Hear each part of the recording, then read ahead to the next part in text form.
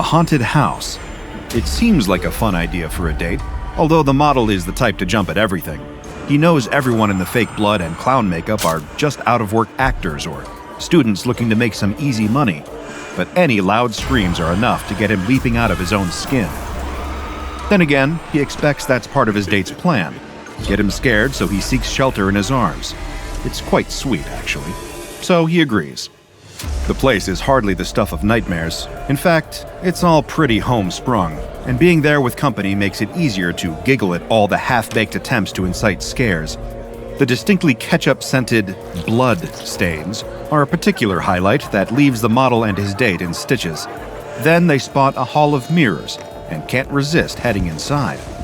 It's even cheaper than they're expecting. Multiple standing mirrors that seem to have been taken straight out of people's homes and set up in an easy-to-navigate maze. Still, it ends up being fun for the most part, until the model spots something in his reflection in one of the mirrors. A tiny blemish. That wasn't there yesterday, and he's certain of it. His whole job is centered around how he looks. But he tries to brush it off. After all, even he gets insecure about his appearance from time to time. It happens to everyone. But in the next mirror, it seems to look even worse. Maybe it's the lighting, he thinks. Then he starts to worry. Has his date noticed? It plays on his mind, and the rest of the way through the hall of mirrors, he avoids looking at his reflection. A few days later, and he's sitting in the makeup chair, getting ready for a photo shoot. He doesn't dare open his eyes, trusting the makeup artists to cover up the things he's been seeing on his face every time he looks in the mirror. He's tried to cancel the shoot, calling his manager and telling her that he just can't be on camera right now. But she comes racing over to his apartment to get a look at him for herself and tells him she can't see anything wrong, to just get over himself and not be a diva. He tries to settle into the familiarity of the photo shoot. The outfit changes, the rapid flashing of the cameras, while he tries desperately not to let his concern show on his face. A few times it slips out, the cameraman telling him to look less worried. It's hard to be, especially with how he thinks he must look. Seeing the photos afterwards, it's even worse than he thought. It barely looks like him. The person in the pictures is unrecognizable to the model. He argues with the cameraman and manager, telling them they need to Photoshop the images. Neither of them can see what's wrong with them. A few more days pass, and the model is cowering in his apartment. The thing he sees in the mirror doesn't look like him anymore. He doesn't even look human. He's seen it everywhere. Looking back at him in the glass pane of windows, out of the corner of his eye in the TV, shuffling in the place where his own reflection should be. It creeps into every photo, takes his place, standing in the spots he's supposed to be. The model's even started having nightmares about seeing whatever he's become. There's something very wrong with all this, and it all started in that hall of mirrors.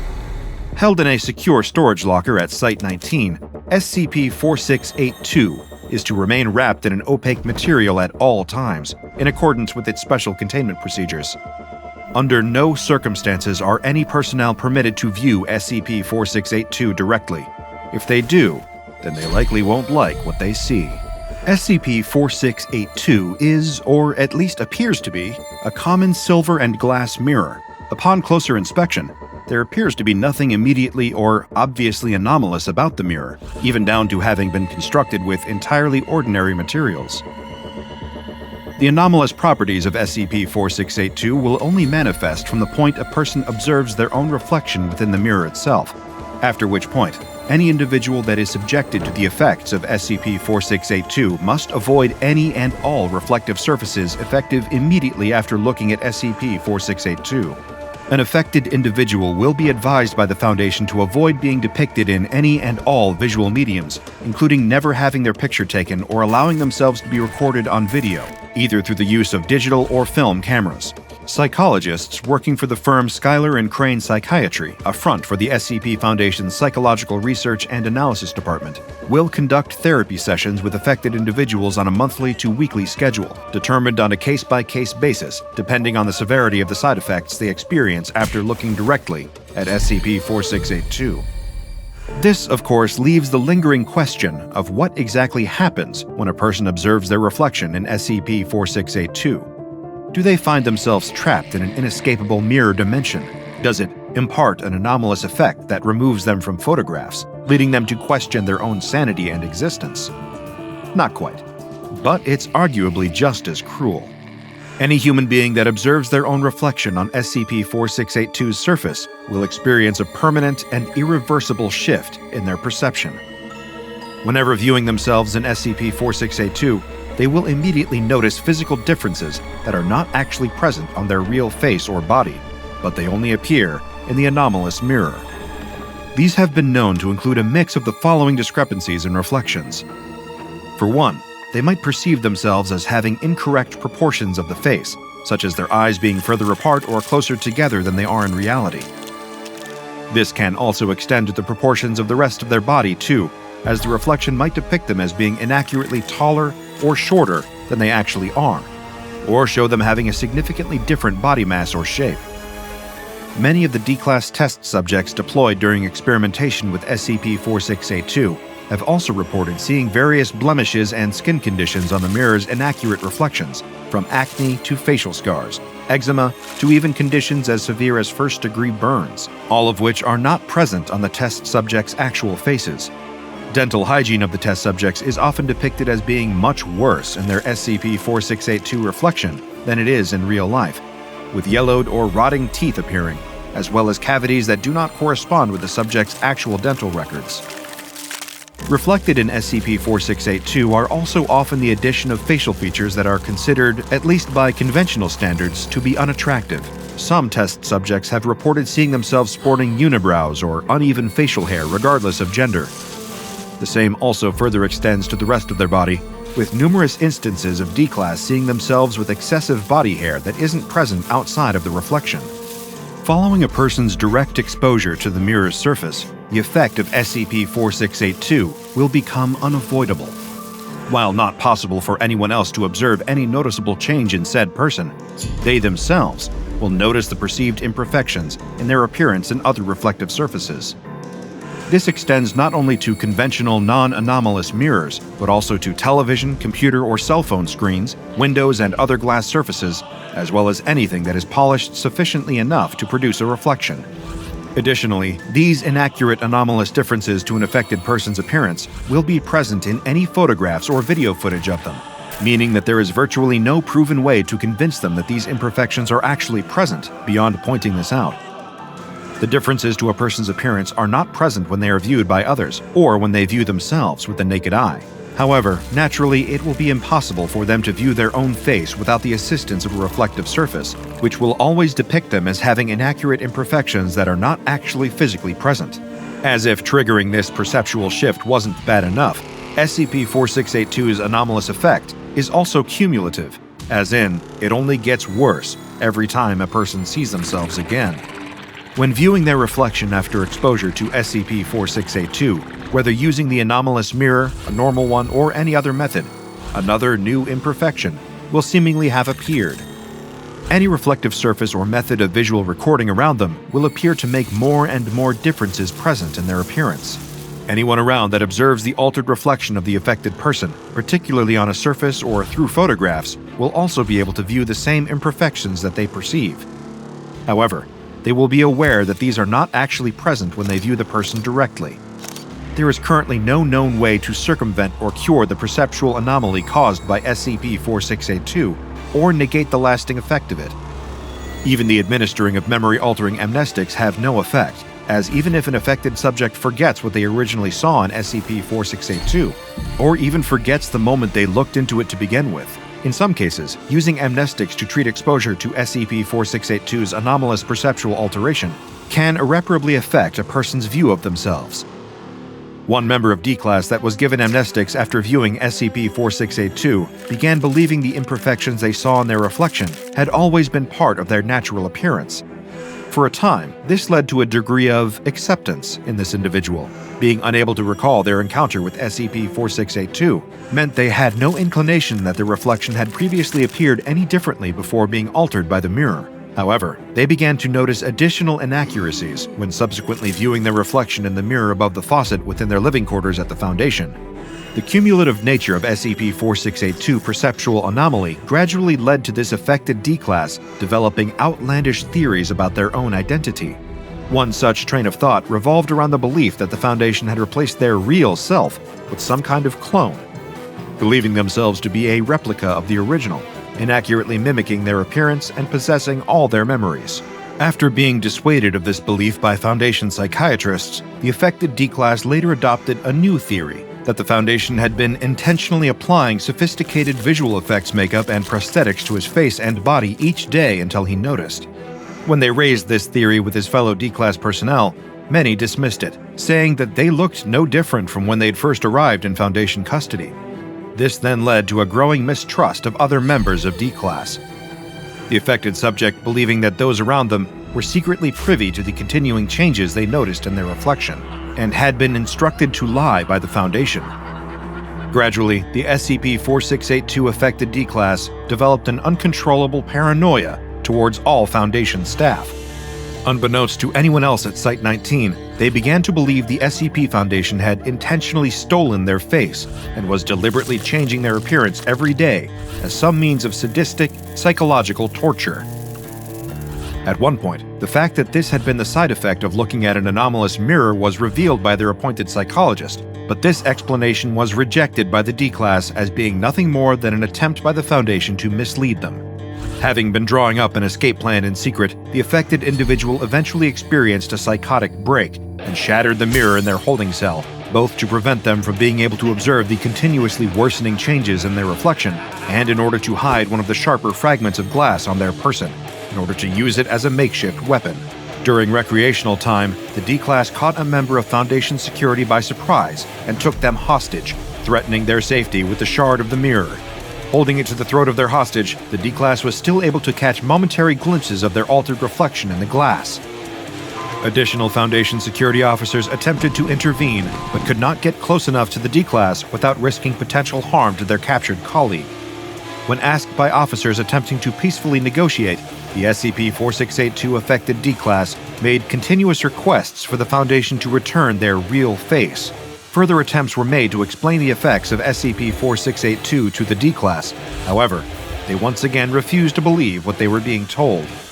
Growing more and more agitated, witnesses state that the affected individual caught another glimpse of themselves reflected in one of the facility's tinted windows. Upon seeing further alterations to their reflection, they became enraged and released their hostage before attempting something drastic with the mirror shard to get rid of this false face. They were subsequently transferred to the medical wing of Site-19, where they remained alive but unconscious for several weeks. As a form of compensation for the mental anguish imposed on them by being made to look at SCP-4682 and then being forced to forget about it, the Foundation offered to perform facial reconstruction surgery on the affected D-Class, as well as applying skin grafts to repair some of the lasting facial trauma. However, the D-Class instead refused, opting to keep their face wrapped in bandages and sterile wound dressing indefinitely, requesting that the Foundation instead develop some method of preventing them from ever seeing their reflection again. At present, there are several proposals to re-engineer the technology behind the scramble goggles to serve this purpose. One includes developing electronic contact lenses that either blur or completely remove an individual's reflection from their vision in real time.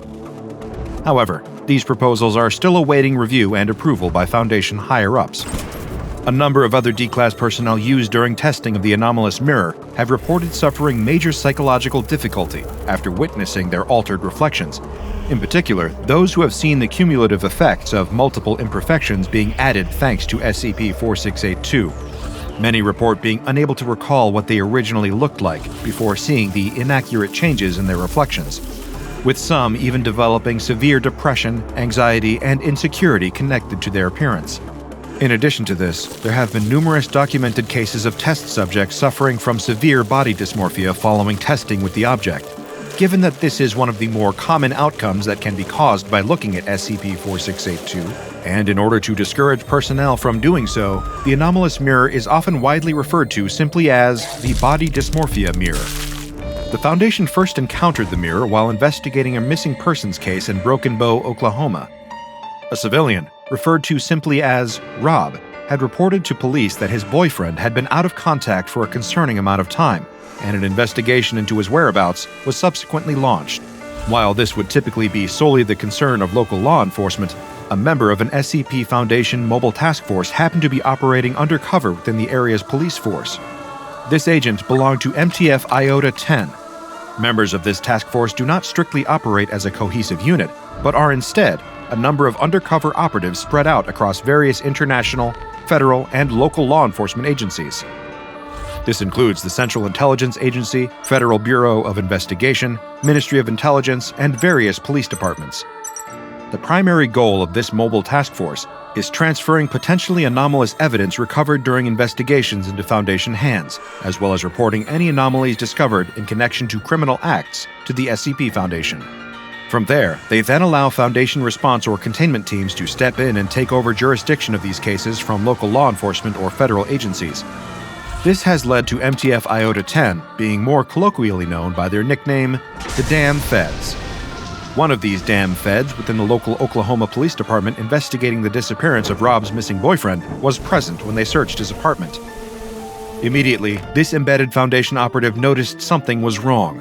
All of the mirrors, screens, windows, every reflective surface in the apartment seemed to have been shattered or painted over, except for one, SCP-4682, which was laying intact on the carpet of the bedroom.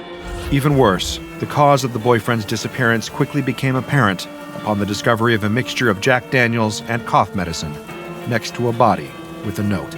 Believing the apartment to have been the site of a potential anomalous incursion, the undercover MTF Iota-10 operative contacted his superiors at the SCP Foundation and requested that members of Mobile Task Force Eta-10 be dispatched to assess the situation. The operative was commended for making an accurate assessment of the situation, especially in requesting MTF Eta-10, otherwise known as See No Evil. Of all the Foundation's numerous deployable task forces, Eta-10 specializes in the investigation, acquisition, and containment of anomalies that cause visual cognition hazards or mimetic effects. In short, anything that cannot or should not be directly observed in order to be safely handled. Through the use of anomalous means available to only MTF Eta-10, they were able to safely secure SCP-4682 and bring it to Foundation containment. Also recovered from the scene in the apartment was the note left by Rob's boyfriend. This note revealed little about how he had come to have SCP-4682 in his possession, nor shed any light on its origins, or when he first began to notice its anomalous effects. However, it did contain insights as to how the mirror functioned through the harrowing testimony of the man who had been found dead alongside it. He had reportedly started seeing his altered reflection more frequently, so much so that it had started affecting his day-to-day life. He recalled accidentally colliding with his neighbor's car after he hadn't been using his vehicle's rearview mirror because he couldn't stand the sight of his own eyes looking back at him. It had seemingly become so bad that he had smashed the bathroom mirror in his apartment, unable to look into it for more than a second. However, still being able to see himself in the broken fragments, he tried throwing them away, only to still catch his inaccurate reflection on the metallic surface of his dishwasher. Every time a reflective surface showed imperfections on his face thanks to SCP-4682, he destroyed it, smashing his phone when he saw his reflection in the glass screen protector. According to his note, he even took a hammer to a hand mirror that Rob had given him as a gift, destroying it so thoroughly that there were only tiny shards and splinters of glass left. And he could still see himself in those, too. Desperation had long since set in, and he was considering somehow inducing blindness in himself, before eventually deciding that there was only one way to be rid of the sight of his own face for good. He had been seeing himself with crooked teeth and chewed fingernails, and had started to believe that Rob's feelings had enabled him to look at his boyfriend with rose-tinted glasses. He felt unworthy of his partner's love, and felt that Rob deserved better, unaware that the imperfections he was seeing in himself weren't really there, and had only appeared as a result of looking into SCP-4682. This tragic outcome of the effects of the body dysmorphia mirror are a large part of the reason that the SCP Foundation have long since discontinued testing with it, opting to keep it in storage where it can no longer hurt the way people look at themselves. It's Saturday night, and a teenaged boy and girl are out on a date. They are strolling through a shopping mall with plans to see a movie later at the theater attached to the mall.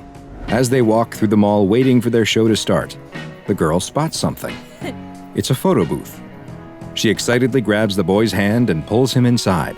They close the curtain, insert a coin, and the machine comes to life, snapping a series of photos. The two exit the booth, but both seem to be a little off. It's getting close to showtime, though, so they start making their way to the movie theater. Meanwhile, unbeknownst to the mall patrons, something is happening deep below the ground. The boy and girl exit the theater and walk arm in arm through the alley back toward the parking lot where the boy left his car. It's late now. The sun has long since set, and they're all alone.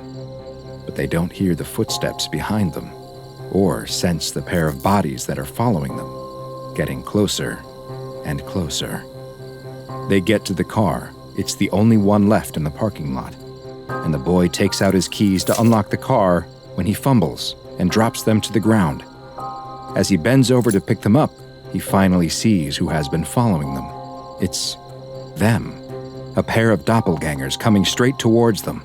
They look exactly like the boy and girl, except for their faces, which are horribly distorted, with strange lumps and no eyes or mouths. They look as though they were a drawing of a face that was somehow smudged out. The boy quickly gets the keys and grabs the girl, dragging her away from the creatures, who are now reaching for the boy and girl, grasping and clawing at their faces as they try to moan through their skin-covered mouths. He gets the car unlocked, and both manage to get inside. As the creatures bang on the windows, the boy starts the engine and drives away, leaving the abominations behind. Hi, I'm Dr. Bob, and this is SCP-715, also known as My Face That I May Be. SCP-715 is a take-your-own-photo brand photo booth, a product of the Sony Corporation made in the 1970s. This is a standard-looking photo booth, bearing a close resemblance to the many thousands of others that were in operation around the world at the time, with no anomalous visual characteristics at all. The only detail setting this machine apart from its countless brethren is a small metal tag which has been added to the back of the machine at some point, but a significant amount of wear has made it impossible to read what, if anything, was ever stamped on the tag. SCP-715's basic operation is also not anomalous in appearance. It will only activate if an individual sits inside and inserts the required coinage, at which point it will take a series of photos, just like a normal photo booth. The photos will also appear normal, though often some will be heavily distorted and obscure the subject's face in various ways. What truly sets this photo booth apart, however, is what happens outside of the booth when the pictures are taken. While the individuals who had their photos taken, classified as SCP-715-B instances, are able to exit the booth with no obvious effects, below the mall, deep underground, something truly terrifying takes place. Underneath the mall is Site-81715, an extra-dimensional space which is accessible through a mall maintenance service door located in Sub-Basement 3, a door that does not appear on any of the mall's structural blueprints or in other records. The site consists of a giant cavernous room, which appears to have been hewn right out of the surrounding limestone. In the middle of the room is its most distinguishing feature, a large, deep pit. The walls of the pit are made of an unidentified substance, though it appears similar in both appearance and composition to human fat tissue. These fleshy walls secrete a powerful, corrosive substance, which makes examination and exploration of the pit particularly dangerous.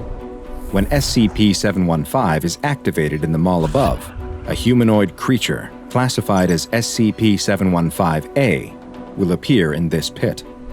The bodies of these creatures are similar in appearance to the individuals who had their picture taken inside of 715, but their faces are radically different.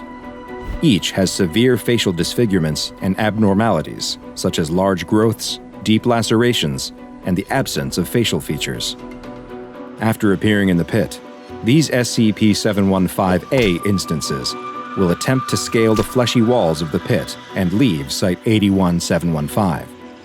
These instances are considered hostile, and Foundation security personnel are authorized to neutralize the creatures by any means necessary. Further research into how the SCP-715-A entities are formed and what exactly the pit is are ongoing, and it's not currently known how many 715-A instances exist down in the pit. With the entities who were able to climb out of the pit able to be relatively easily neutralized by security forces, SCP-715 was originally classified as safe, It was contained at its point of origin within the mall in Ohio, and Foundation personnel posing as mall employees would collect the photos printed by the machine. However, following additional discoveries, this classification necessitated changing. The Foundation began noticing inconsistencies with SCP-715B entities after a researcher tested SCP-715 himself by sitting inside and having his photo taken. Soon after, he began acting in ways that were considered strange, such as when he turned down a promotion to a prominent position with better pay and perks for seemingly no reason, and when he skipped a mandatory site inspection for reality-bending anomalies. After noticing these strange behaviors, a Foundation research head had an anomalous optical enhancement device placed in the oddly acting researcher's bedroom and learned a surprising truth about the SCP-715A and B entities. The Foundation had been killing the wrong ones. The device, which could remove anomalous reality-distorting effects from images, showed that the researcher was actually one of the creatures from the pit, with the telltale facial distortions. Following this shocking revelation, the research head used the same device on the creatures still inside the pit underneath the mall. They found that when the anomalous visual effects were removed from the distorted creatures who were trying to get out of the fleshy pit, that they were actually normal-looking humans. These SCP-715A entities were the human beings who had entered the photo booth, had their pictures taken, and were somehow transported to the pit.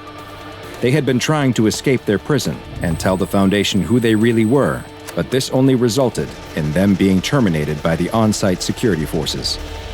In order to fix this mistake, SCP-715 was hastily reclassified as Keter, and SCP-715 was removed from the mall in order to be stored in a secure locker at Site-19. Research personnel were no longer able to access SCP-715 without special authorization, and study of the interior was limited to what could be done via remote drone use only. The Foundation began rounding up all known instances of SCP-715B, who were now the ones subjected to immediate termination. Foundation staff did manage to interview one 715B instance, though, who had been previously believed to be a fellow Foundation researcher. It is unknown exactly what the researcher doppelganger said in that interview, but it must have been extremely serious, as the end result was another complete change in protocol. All attempts to contain and neutralize instances of SCP-715B would immediately cease, since if there were as many out in the world as the doppelganger claimed, then ultimately, it would better maintain normalcy and ensure the secrecy of SCP-715 if they were allowed to go free. Sadly, the same was not the case for the SCP-715A instances that still existed down in the pit. The researcher doppelganger advised that it would be unwise to remove them from the pit, and the current Foundation policy is that down in the pit is where they will remain. Following this interview, SCP-715 was reclassified once again as safe. The photo booth was also moved again, this time to a maximum security storage locker at Site-81, and Foundation personnel have been prohibited from interacting with SCP-715B instances at all. However, there is one more piece of information about SCP-715, and it is only accessible to those with proper security clearance. Another Foundation agent was found to actually be an instance of SCP-715B and taken into custody for observation. While under surveillance, it was discovered that this instance, classified as SCP-715B7, was emitting low-level radiation that was somehow directed at Site-81-715, the location of the pit. During an autopsy of the creature, it was found that the radioactive emissions were actually increasing in output and frequency, and soon after, a power outage and containment breach occurred at the site where the autopsy took place. Following these events, the body of SCP-715B7 disappeared, and video surveillance confirmed that several members of Foundation staff were responsible, all of whom had been involved in SCP-715 research. The staff members escaped with the body and left no other evidence behind, save for a single photo with the ominous text, "My ears that I may hear, my eyes that I may see, my mouth that I may speak. Do not touch my face." No other information regarding SCP-715 has been found, and many questions remain. Just what are instances of 715B? And what do they want? Are they some kind of hive mind colony that reproduces through the use of a mysterious photo booth? What happens to those left behind in the pit? And what will they do should they ever get out? A kindly-looking old woman is carrying groceries into her home. When she closes the door, a crack forms in the wall, and a tile slides down off her roof, crashing to the ground and shattering. The next day, the local builder seems confused. He just fixed a similar problem a week ago at another house, and another the week before that. He'll patch this crack just like he did before and repair the roof, but as he does so, he can't help but think he'll be at another house with the same problem soon. Old people are like this sometimes, though, breaking things on purpose to get someone to come visit them. Oh well, as long as the money is right, he'll keep doing the repairs. That evening, the old woman is in bed when she's woken up by something falling onto her face. A crack is opened in the ceiling right above her bed, and plaster is falling on her. What is happening to this house? She would have to call the builder again in the morning and let him know that it was getting worse. She gets up to clean the plaster dust off her face, but stops halfway to the door. Was that a noise she heard? It sounded like it was coming from downstairs. Another noise. She definitely heard something. Is someone in her home? "Hello?" she cries out. "Whoever you are, you better go. My husband is going to be home any moment, and he won't be happy." The noises seem to have stopped. Maybe she was imagining things. Who would rob a poor old woman, after all? She didn't have anything worth taking. She still needs to wash the plaster off her face, though. She listens for a moment, and when she doesn't hear anything else, she opens the bedroom door and screams. The next day, a child stands in front of the house with a look of shock. Was there an earthquake? How could a house end up like this? They ring the doorbell, but there's no answer. They knock on the door and are surprised to find that the door is open. "Grandma?" the child cries into the quiet house. No response. The child enters and looks around. The house is a mess. Chunks of plaster have fallen off the walls and ceiling. Shelves have fallen over, spilling their contents. And there's broken glass from shattered light bulbs everywhere. The boy looks up the stairs and can see that his grandmother's bedroom door is open and the light is on. "Grandma, are you up there?" Still no response. The child nervously starts up the stairs, gripping the railing tight. They quietly make their way to the bedroom and step into the sliver of light coming from the cracked door. The child pushes the door open to find their grandmother on the floor. Only, it isn't their grandmother. Whatever this is looks like their grandmother, but like she has been stretched and twisted, her body bent at angles where no joints exist. The child is paralyzed with fear, unable to do anything but stare. But the nightmare isn't over yet, because their grandmother is still alive. Sadly, reports like these are all too common in this small town that is plagued by attacks from SCP-913, also known as the Crooked Man. SCP-913 is an extremely dangerous anomalous creature that is currently plaguing the population of Tembe, a small rural village in Oxfordshire, England. Every 12 years during the fall and winter months, SCP-913 will engage in a period of hostile behavior that lasts for roughly 70 days, during which time it will target and attack people who are indoors and alone after sunset. Those targeted by SCP-913 will find that the building they are in rapidly deteriorates, causing damage and creating structural integrity issues. These often appear as cracks on the outside of the building that lead to the buildings taking on a crooked appearance. Unfortunately, while the SCP Foundation is aware of both the location and the periods within which SCP-913 operates, it has so far been unable to prevent any attacks. Additionally, the Foundation has yet to be able to produce either an image or even a physical description of SCP-913 due to the effect it has on recording equipment. Cameras set up to capture the anomaly produce only distorted or corrupted footage, leaving its appearance a mystery. Victims targeted by SCP-913 meet a fate that is, in many ways, worse than death. Their bodies will experience extreme deformations, as their bones suffer dozens of fractures and are stretched and twisted in various unnatural directions. They are then healed by the rapid generation of cartilage and the growth of extra skin to cover the new elongated limbs, leaving the victims a malformed knot of gnarled extremities. Some of the cases are quite severe, with one victim having just their forearm extended to over 2.4 meters, and another who was left stretched to 12.5 meters in height. Despite the gruesome injuries suffered, the majority of victims are still alive following the attacks, though they will more often than not be left completely paralyzed, in a persistent vegetative state, or both. 27 victims of SCP-913 are currently being held in a long-term care facility within a wing of a local hospital that was requisitioned by the Foundation specifically for the care and treatment of 783 victims. Like many of the anomalies that the SCP Foundation investigates and contains, many of the residents of Tembe appear to have some awareness of the Crooked Man, and the anomaly has become something of a local boogeyman. Researchers have even documented local schoolchildren singing a nursery rhyme that appears connected and may even explain the origins of the creature. It goes, "There lived a crooked man who made a crooked deal. He kept a crooked cane and his catch in crooked creel. He stole a crooked child who cried a crooked squeal, and that crooked little man was broken on the wheel." A month before a recent SCP-913 period of activity was to begin, a Class D personnel, D-209, was sent to live in a Foundation-owned home in the village.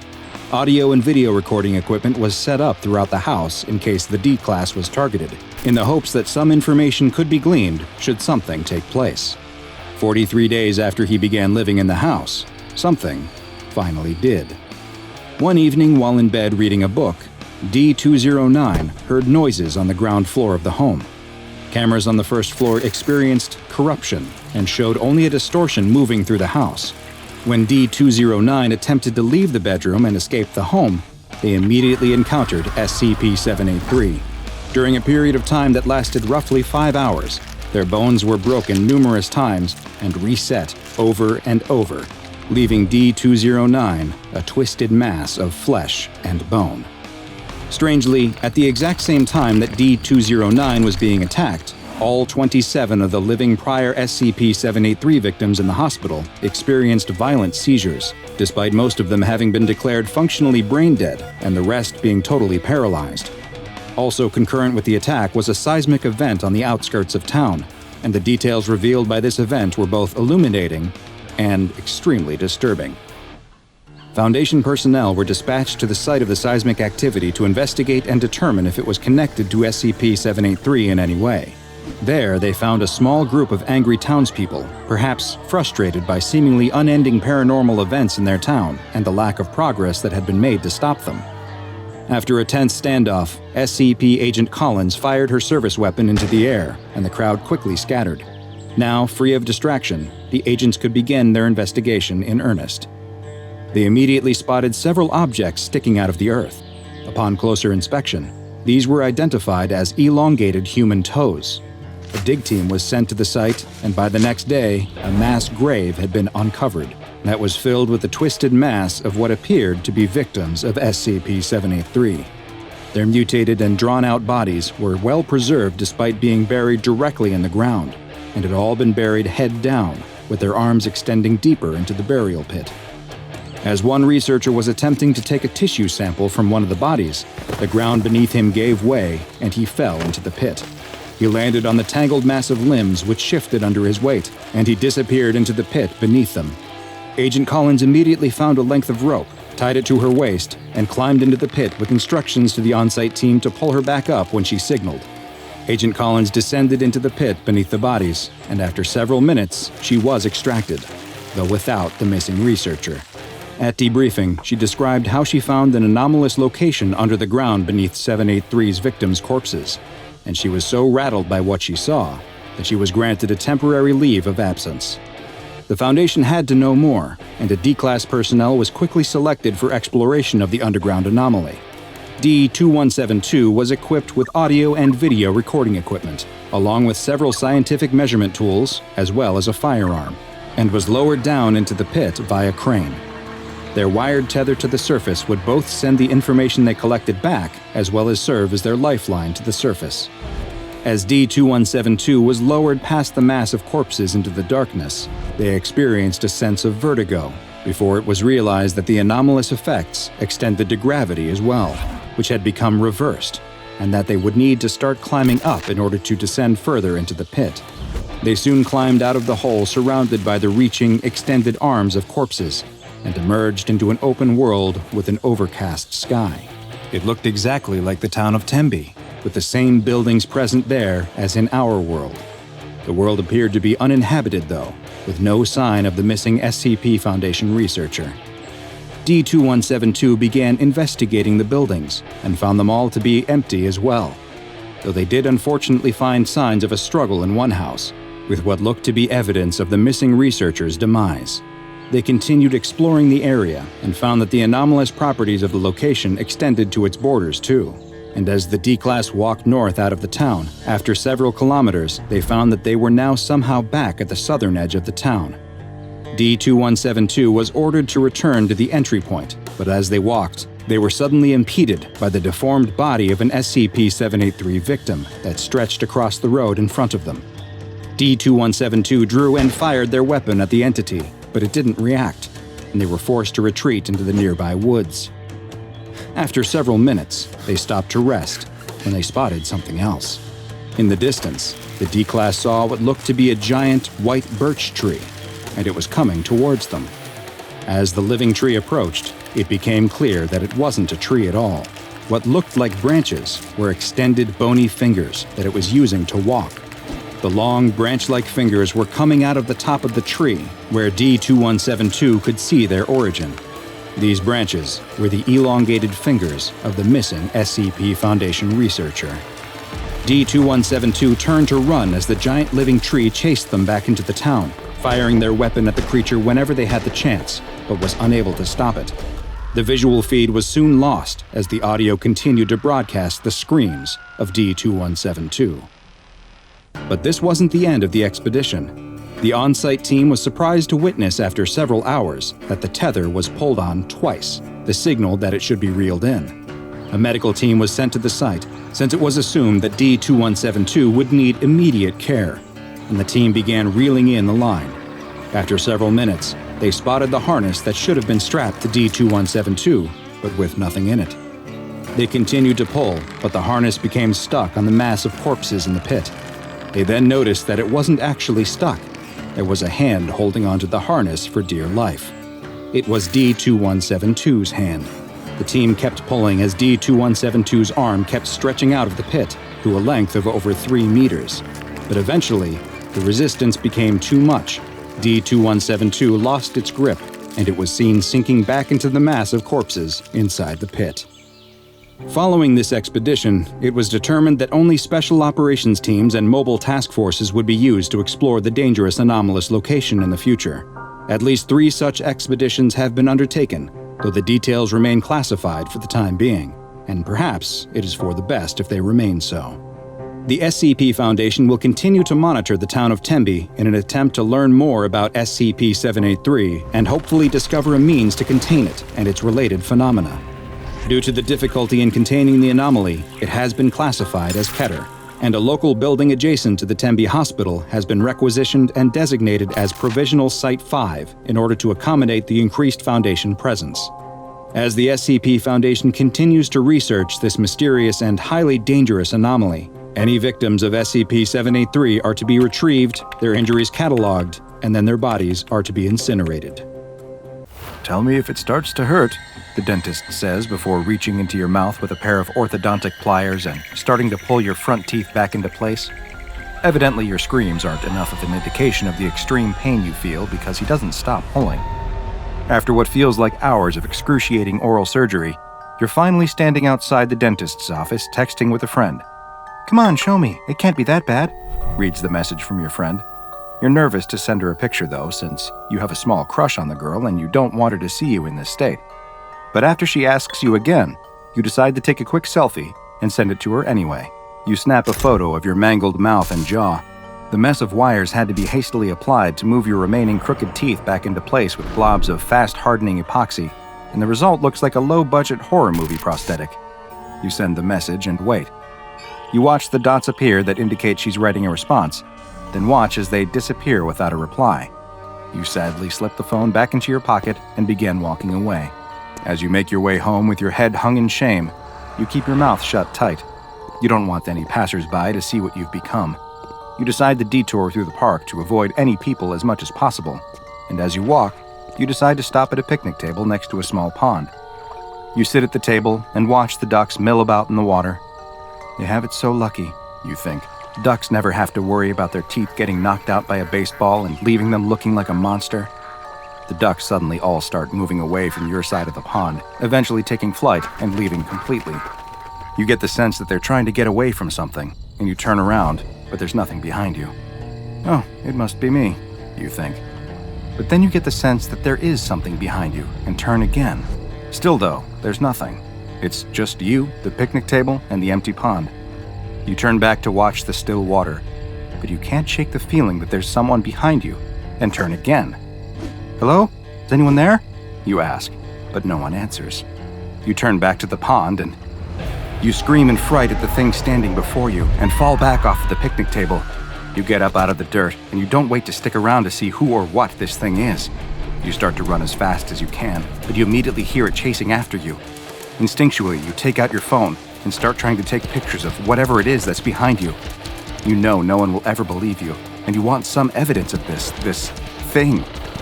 You manage to snap off a couple of pictures, but you can hear the creature gaining on you. You scream as your mouth begins to ache. Perhaps running this soon after your surgery is causing your damaged teeth to shift, and the pain is intense. It starts to feel like your mouth is full of jagged rocks, but you can feel that it is your teeth pushing out and stabbing into your mouth. You take one last picture before the creature leaps on you, sending you both to the ground, and your phone tumbling into the dirt. Early the next morning, a police perimeter has been set up in the park. The detective arrives and walks past the traumatized-looking jogger who must have been the one that discovered the grisly scene. An officer guarding the site lifts up the police tape so the detective can enter the crime scene that surrounds a body lying under a white sheet. The detective asks the officer if they've found anything yet, and the officer hands the detective a plastic bag containing a dirty cell phone. The detective puts on a latex glove and removes the phone from the bag. The screen is cracked, but it still works. There's numerous messages on the screen that look like they're from someone trying to apologize for not responding sooner, and asking where the phone's owner is and if they're mad at her. The detective opens the phone's camera app and starts looking at the last photos that were taken. It's a strange series of pictures. They seem to all be selfies that a young man was taking as he ran through the park. It almost appears as though there's a figure behind him, but it's hard to tell. There's a foggy white vignette on the pictures that gets worse the further he looks, slowly closing in until the last photo is nothing but a blurred milky white screen. The detective flips the phone over and looks at the lens, which you can see is completely covered in a hard white substance. The detective places the phone back in the evidence bag and kneels down next to the body. The police officer turns away. He's already seen the victim and doesn't need to again. The detective pulls down the sheet to reveal a truly shocking sight. The boy's mouth is a mess of teeth, far too many teeth. There are teeth growing out of every part of his gums at horrible angles, filling his mouth and jutting out at painfully odd angles. Who could have done this? What could have done this? The local police department may not have had any idea what the state of this victim meant, but the SCP Foundation did, because they had seen the same occurrence dozens of times before. In fact, they had seen it happen so many times that they had classified this anomalous entity as SCP-913, but it had already earned a much more ominous nickname within the Foundation. It was known as the Grinner. Very little is known about SCP-913, and eyewitness accounts of the creature are all extremely brief due to those who have interacted with it quickly succumbing to its effects. What is known is that SCP-913 is a quadruped and appears to be made partially, or perhaps entirely, out of teeth. Those who encounter SCP-913 quickly experience its primary anomalous effect, which is that it causes the extremely rapid overproduction of teeth in its victims' mouths. Existing teeth will quickly increase in size, protruding farther out of the gums than should be able, while new teeth will begin to sprout from any available space in the mouth, including the roof of the mouth and underneath the tongue. These new teeth will completely fill the mouth, which almost immediately inhibits their ability to speak or vocalize at all. The creature will then use this opportunity to attack and incapacitate the victim, before starting to feed. Further adding to the mystery of SCP-4910's appearance comes from the effect it has on any nearby recording equipment. Cameras and other devices that come within SCP-4910's proximity will have their critical components compromised by a sudden appearance of a layer of dentin, which is the calcified material that partially makes up teeth. Interestingly, SCP-4910 seems to possess some level of intelligence, as it appears able to differentiate between normal civilians, who it hunts for sustenance, and members of organizations that seek to hunt down and contain or harm it, which it uses for an even more nefarious purpose. While the exact mechanics are still unclear, it seems as though SCP-4910 is able to infect certain anomalous organization members with its ability, causing them to act as a vector for the effect, who then spread it to even more victims. This effect is, of course, of great concern to the Foundation, and containment protocols for infected victims have been hastily put into place. Should a member of staff begin bearing a grin with too many teeth or multiple tooth-filled smiles, they are to be immediately immobilized by any means necessary, though preferably with a firearm that allows one to keep an appropriate distance and hopefully prevent any further spread of the effect. The infected individual is then to be doused in a hydrochloric chemical compound that will reduce the afflicted to a pulp-like substance. Once this pulp is no longer animate, it can be transferred to the closest incineration site for disposal. Should a member of personnel have an interaction with SCP-4910 and feel that they were exposed to its anomalous effects, they may be saved by taking immediate medical action. Oral surgery to remove the additional teeth has been found to be effective when the procedure is undergone in the first 1 to 2 hours following exposure, though the victim will suffer lifelong permanent physical issues from the procedure. Once 3 hours have passed, the effect will have spread to the rest of the body, with teeth appearing virtually anywhere. Unfortunately for the victim, should the infection reach this point, pain management has been shown to be ineffective, and there is nothing that can be done to alleviate their suffering, save for termination. SCP-4910 remains at large and has been given the Keter classification. Mobile Task Force Epsilon, codenamed Turfing Black, is the only MTF authorized to respond to sightings, and they have been given permission to engage the creature and utilize lethal force if necessary, due to the danger this anomaly presents specifically to the SCP Foundation. It's never a nice feeling waking up lying amongst shards of broken glass in the middle of the road. The dawn sky above the biker looks almost peaceful. It's as if nothing had gone wrong at all, as if everything is right in the world. But slowly, the throbbing pain washes into his helmeted head, and the sound of the traffic surrounding him rises in his ears. A sea of onlookers gathers around as the cars blast their horns. Through the cracked visor of his helmet, the biker can see concerned faces, people calling emergency services, and a few women crying. His paramedic bike is toppled on its side about 40 feet from him. There are long black tire marks running up to where it lies, smoking slightly on its side. With a groan, the biker sits himself up and shakes his head. Bad idea. Looking around, though, it seems he's the only one injured. His bike had gone into the front of a car at the junction. The occupants of the car stand by nervously, offering him whatever little assistance they can. But there's no time for that, the biker suddenly realizes. He looks down at his watch frantically. It's 12:03 p.m. There's not enough time. He rushes over to the bike as fast as he can and lifts it back upright. A couple of onlookers try to grab his arms, trying to sit down to rest, but he can't. There's no time. He has just 3 minutes to get to St. Mary's Hospital in central London. Right now, he's at the junction outside Baker Street Station. He can still make it on time if he gets on his bike and goes now. The biker swings his leg onto the bike and kicks it into life. He takes a deep gulp and looks over his shoulder at the box on the back of his bike. He can't risk opening it here. The damage may already be done. But if the heart is still alive in that box, it is the only chance that a 10-year-old boy has for a normal life. If he doesn't get to the hospital in the next 3 minutes, his life could be over. The school children stand in a circle, looking down at the dead bird with a morbid fascination. Do you think it's alive? No way. The boy in the middle of the group goes to pick up a stick. With an air of false confidence, he walks up to the bird and gives it a prod. It makes a squelching noise. The other kids all reel in shock, making retching noises and laughing about it. It's only when their teacher comes out to call them inside that the group disperses, leaving the animal carcass alone, sitting at the edge of the playground, outside the view of boring adults. Each passing day, the kids wander over to the bird's body. It's kind of the best biology lesson they've ever had, as they watch the animal slowly decompose. At first, its body just shrinks, goes flat almost. The feathers start falling out, and it loses all of its color. Then it starts to get puffy. Different parts of its flesh bulge out in weird places, as if they're being inflated like a balloon animal at someone's birthday party. But then, the maggots come. There are only a couple of tiny white crawling wrigglers in the bird's body at first, but a couple of days after that, it's infested with them. The creepy crawlies wriggle all over the body. But as the boy looks down at the dead bird, he spots something very peculiar, something they haven't seen in a biology class before. There's a red maggot, wriggling and crawling in amongst the rest of the creepy crawlies. It squirms like the rest of them, but even over the course of the school day, it quickly grows larger than any of the others. What do you think it is? The boy stares at it. It looks like a worm. And a worm is exactly what it was. The next day, when the kids return, they see that the red maggot is now much larger than any of the others feasting on the bird. With a slightly translucent body, cherry red coloring, and small white speckles on its skin, it looks unlike anything they've ever seen before. Actually, not unlike anything they've ever seen before.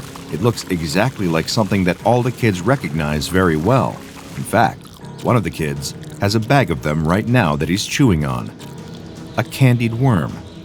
The kids stare in curiosity, first at the bag of candy that their friend has in his hand, and then down at the worm, slowly eating its way through the decomposing bird. As far as their eyes can tell, the two things are exactly the same. Except, of course, that the one eating the bird seems to be alive. Kids being kids, the next thing that happened was sort of inevitable. One dares the boy to eat it. He almost retches in disgust. There's no way he's even touching it. And then, another one of the children throws down the poison chalice and dares him. The boy stands there nervously. He knows that he's not allowed to eat worms. That had been a lesson ingrained in him from a very young age. But his mother isn't here right now, and this thing doesn't look like any kind of worm that he's seen before. It almost looks a bit tasty. In exchange for eating the worm, another one of the children promises he'll give him 5 English pounds. The kids around the circle gasp. That's a lot of money. None of them have even got 2 pounds on them, let alone 5. Think of all the sweets you could buy with that kind of money. But the boy is adamant. He puffs his chest out, he stands up tall, and he nods firmly. 5 pounds, or he wouldn't do it. After some intense schoolyard debate, the deal is sealed. As the boy lies in bed that night, staring at the ceiling and grumbling, he knows that he is not happy about what his friends have done to him today. He's going to get them back for this. Only he's getting a bit of a tummy ache. Getting is the wrong word. He's had a tummy ache for most of the evening. What he's experiencing now is heartburn. It feels as if something is crawling in his chest. The boy just ignores it. It's probably just his worries about the worm inside of him. He chewed it up pretty well. There's no way that it's still alive in him, surely. His uneasy sleep is punctuated by rotten dreams. Dreams in which he finds himself lying on the floor and his playground lying on the ground at school, unable to move as people gather around him to poke him with a stick. He feels his skin covered with maggots. They even crawl across the surface of his eyes. In his chest, there's a searing pain. The boy wakes with a start as he feels his heart pounding, thudding against his ribs. It's agonizing. Adrenaline courses through him as he sweats off his face. Crying out for his mom, the boy lies there in bed, feeling the heart attacking his system. When you decide to become a surgeon, you have to accept that you're not going to get very much sleep most nights. In fact, it's more than that. You have to not only accept that you won't get much sleep most nights, but you also have to be at your absolute best when you've had no sleep and it's the middle of the night. With over 40 years under his belt, the surgeon doesn't need coffee anymore, even when the junior doctor offers it to him as he strides toward the operating theater. Instead, he asks them to fill him in on the situation. Who's his patient? What's going on? What needs to be done? The doctor accompanying him reads the notes in a calm but hurried voice. They haven't got much time on this one at all. At any moment, the boy's heart could give out. The surgeon asks what's wrong with the organ, and the doctor looks at his notes in apparent confusion. Apparently, over the course of the night, the boy has suffered a 72% reduction in the mass of his heart. The surgeon stops just on the other side of the door. He doesn't want to have this conversation in front of his whole team. He whispers to the doctor in a terse voice, What kind of infection does this boy have that his heart has undergone that rapid of a deterioration? It's not an infection at all, sir. Well, sir, it's a worm. The doctor holds out a sheet to him. The surgeon takes it from him. He looks down at the X-ray to see a scan of the boy's chest cavity. It doesn't look so bad. There's a hole in the heart for sure, but the surgeon has encountered worse in his career.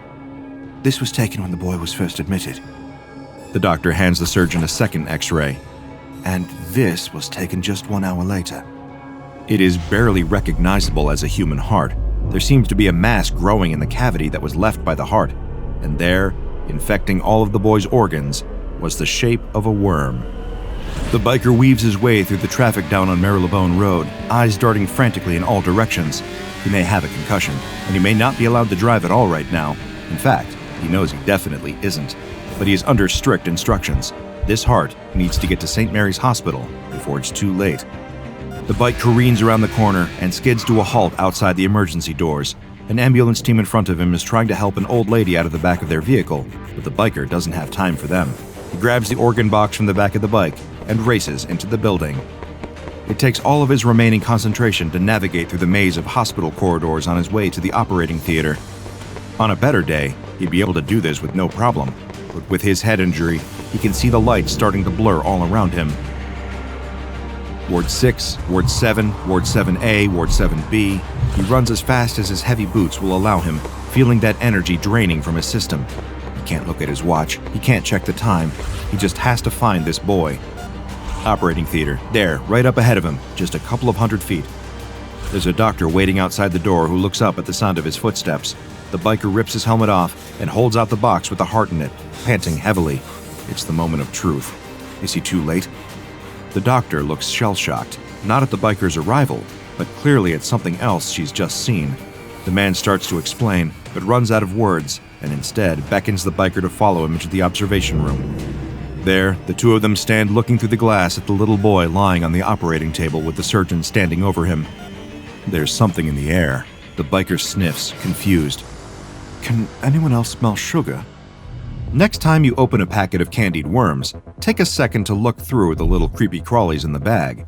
Perhaps poke a couple of them, just to see if any of them are moving. You can never be too careful. If you had told the parents of that young boy on the night when their son woke up with heart palpitations, telling stories of eating a worm at school, that the only health concerns he would have going forward were mild diabetes and a slightly raised level of blood sugar, I'm sure they would have been thrilled to hear it. You see, SCP-913, commonly referred to within the Foundation as candied worms, is much scarier on the surface than it is underneath. Not only does this SCP resemble your usual candy worm, but its body is actually composed of sugar flavorings and colorings, roughly equivalent to what you would find in most convenience store candy aisles. Each instance even has a small raised bit of writing near the tail specifying which flavor it is. While the origins of these worms are yet to be determined, cases have sprung up across much of the Western world, with higher numbers reported in areas with higher levels of diabetes. There seems to be a parallel between high-sugar diets and the presence of SCP-839. Whether they are of man-made or other origins is yet to be determined. That is not to say that SCP-839 cannot survive outside of human populations. This SCP in the wild primarily feeds on decomposing organic matter and is capable of sustaining itself on a purely vegetarian diet.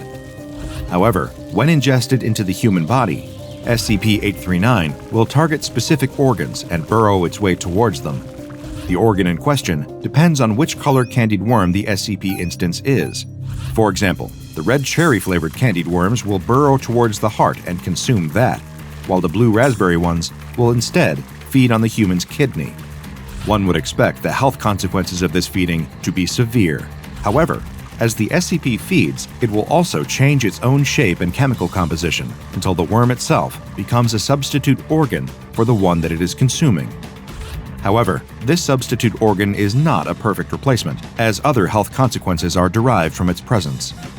For example, the green apple-flavored SCP-839-3 targets the eye and replaces it with a jelly-green version of the human eye.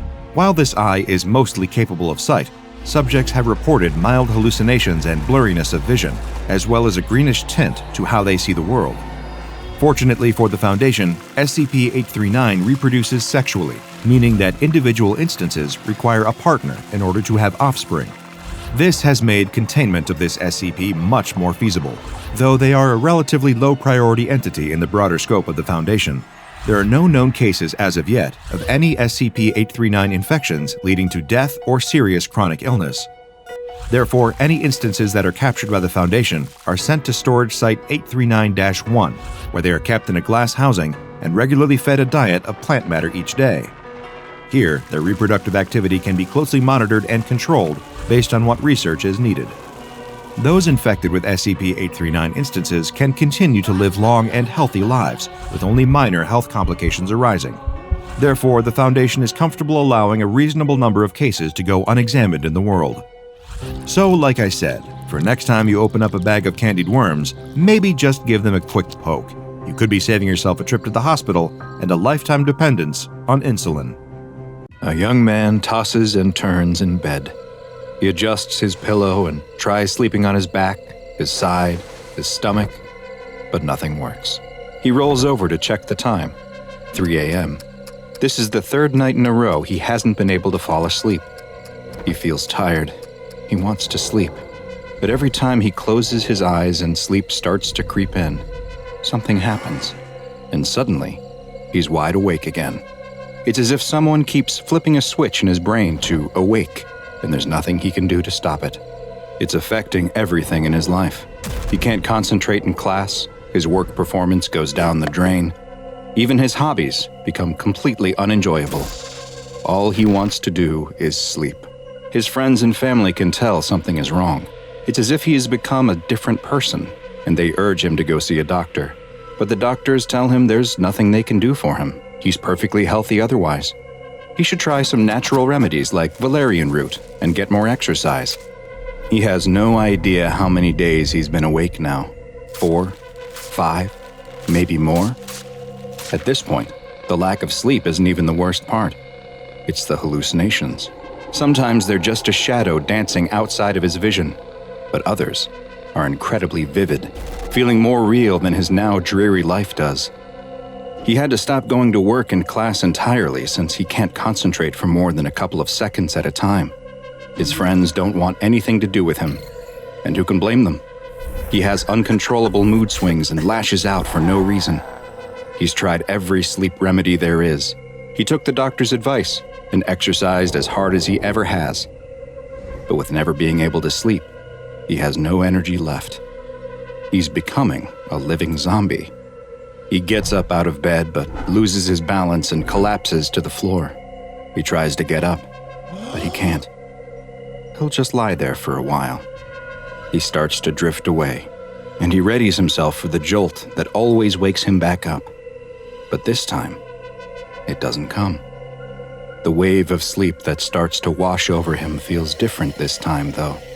It's heavier, more peaceful, and more permanent. Hi, I'm Dr. Bob, and this is SCP-966, also known as Sleep Killer.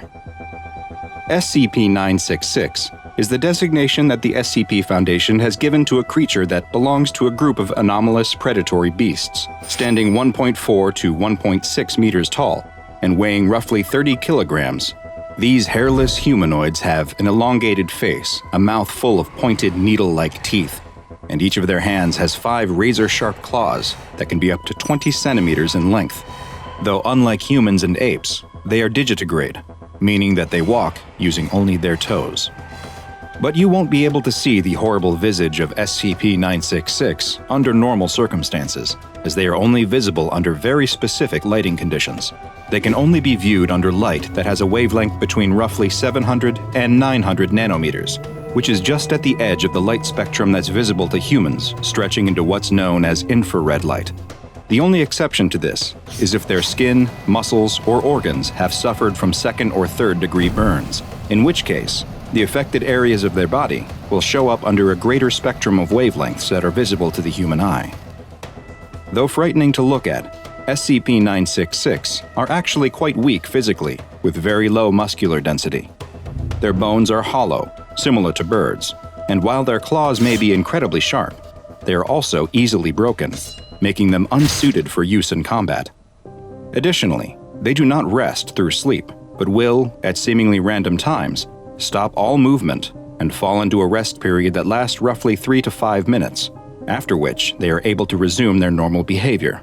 With all of these physical shortcomings, how did SCP-966 gain a reputation as such a fearsome hunter?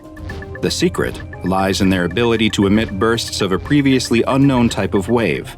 Hunting either alone or in pairs, SCP-966 uses this wave to inhibit its prey's ability to enter any of the restful sleep stages, and also stops the ability to microsleep. These waves have been observed to be effective at up to 20 meters, though tests have shown that they can be blocked by post-transition metals, of which lead appears to be especially effective. SCP-966 hunts and feeds on medium to large-sized animals, which includes humans. And once their quarry has been targeted by the sleep-inhibiting waves, the effect is permanent, with no method having yet been discovered that will allow them to regain the ability to sleep. Experiments have shown that unconsciousness can be induced in other ways, such as with the use of general anesthesia, though these methods have ultimately proven to be ineffective, since although the victim is unconscious, they are still not receiving any of the restful benefits of sleep while in that state. The effects of sleep deprivation on humans, both mentally and physically, are devastating. Symptoms can begin setting in after just 24 hours that can include mood swings, memory issues, and sensory impairment. After 2 to 3 days, the body's hormones become deregulated, and bodily functions like hunger, thirst, and temperature fluctuate wildly as cognitive abilities start to dramatically decline. Hallucinations, paranoia, and fits of rage are common, and the risk of death from sleep deprivation increases with each day that passes without sleep. And this is exactly what SCP-966 wants. After surreptitiously sending a burst of sleep deprivation waves at their victim, they will then stalk their prey until lack of sleep finally leads to total incapacitation, at which point SCP-966 consumes them. SCP-966 have proven to be both extremely quiet and agile when hunting. However, they have actually been observed intentionally making threatening noises around their prey, presumably to further increase their already elevated stress levels, and potentially hastening their mental degradation. On rare occasions, they will even physically assault their victim to further degenerate their mental and physical health. Some of SCP-966's prey will experience especially intense hallucinations and bouts of rage, which is theorized to be caused by prolonged exposure to multiple instances of their sleep-stopping waves. Why some victims are exposed to multiple waves when a single instance has been shown to be 100% effective is unknown, and it's hypothesized that they may only engage in this behavior when especially hungry to try and speed up the process, though others have put forth the theory that SCP-966 may take some perverse form of joy in seeing its victims suffer prior to expiring. Wild instances of SCP-966 have been found across the globe, and while the SCP Foundation has been successful in thinning their numbers, they still exist in high enough numbers to pose a serious threat to humanity. For these reasons, they have been assigned the classification Euclid. Mobile Task Forces Iota-1 and Iota-2, codenamed the Dream Hunters and Air Chasers respectively, are continually monitoring for any reports of sudden or violent deaths related to sleep deprivation in order to identify and neutralize the remaining instances of wild SCP-966. 4 SCP-966 specimens, 3 males and 1 female, have been acquired by the Foundation, and they are currently contained in a 10 by 10 meter room that is lined with lead and equipped with infrared security cameras. Each specimen is fed 20 kilograms of meat each month, and in the event that the female specimen gives birth, the new specimen is to be taken for observation and study before being disposed of prior to reaching maturity. A storm rages outside of the little old house as inside, a little old woman bounces a little baby on her little old knee. The baby coos and laughs as the old woman makes funny faces and noises for the child, trying to keep it entertained as they wait for his parents to return from their much-needed night out by themselves. The old woman herself needs a rest now, though. She's forgotten how exhausting it can be to watch a child. "Okay, that's enough. It's time for both of us to take a little nap before your parents get back." She gets up and takes the baby into a nearby room that looks as though it was a nursery at one time, but it hasn't been used for many years. As she goes to set the child into the crib, a strong gust of wind blows through the room. She places the baby down and rushes to the window and closes it shut. It must have been left cracked open by mistake. Brr, the room is cold from the wind, but she has just the thing to fix that. She moves to a small closet and opens the creaky door, The little old woman strains to reach up to the top shelf and feels around. Ah, there it is. She pulls down a baby blanket, a soft baby blue with colorful animals printed on it. It looks as though it's been up there for a long time, and she gives it a good shake before walking back to the crib. Look what we have here. It's your daddy's own blankie. She gives it another shake. There we go, good as new. She leans into the crib and wraps the small helpless child in the blanket before giving him a gentle kiss on the forehead. Now you get some sleep. Your mommy and daddy will be back before you know it, and we want to show them what a good babysitter Grammy is, don't we? That way I get to see you all the time. The little old woman switches off the light and exits the room, leaving the door cracked just a few inches. She heads back to the couch and plops down on it. Almost as soon as she does, though, the baby starts crying. With a sigh, she gets back up and goes back to the nursery. "What's the matter, little dear?"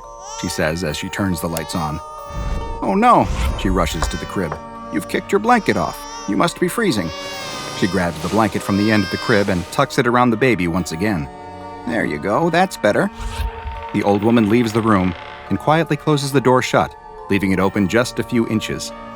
The moment she turns around to go back to the couch, though, the crying starts again. With a sigh, she opens the door and goes back into the room. Once again, the blanket is stuffed at the end of the crib where the baby has kicked it off. "Fine, don't want a blanket? That's fine."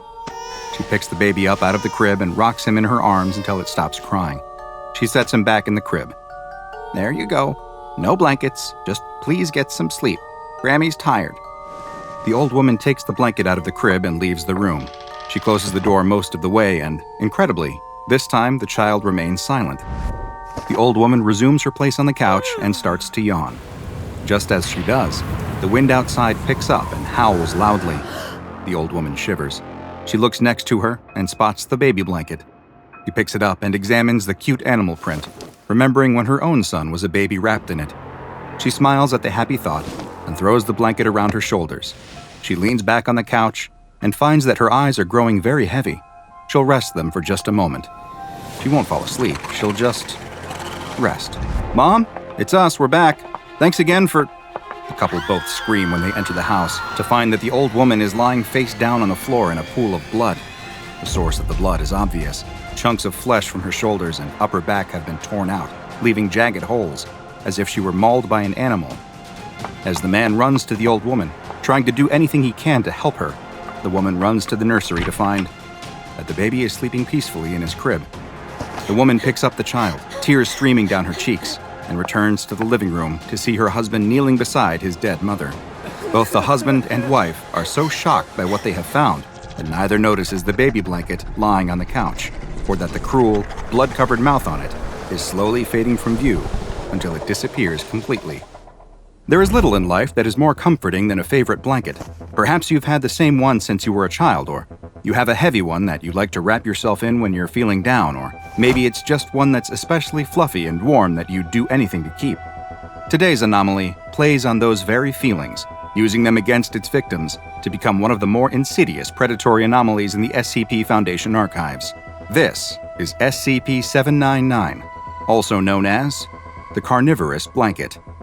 SCP-799 is a type of creature that can vary in shape, size, and appearance, but, as the name implies, always takes the form of a blanket of some kind.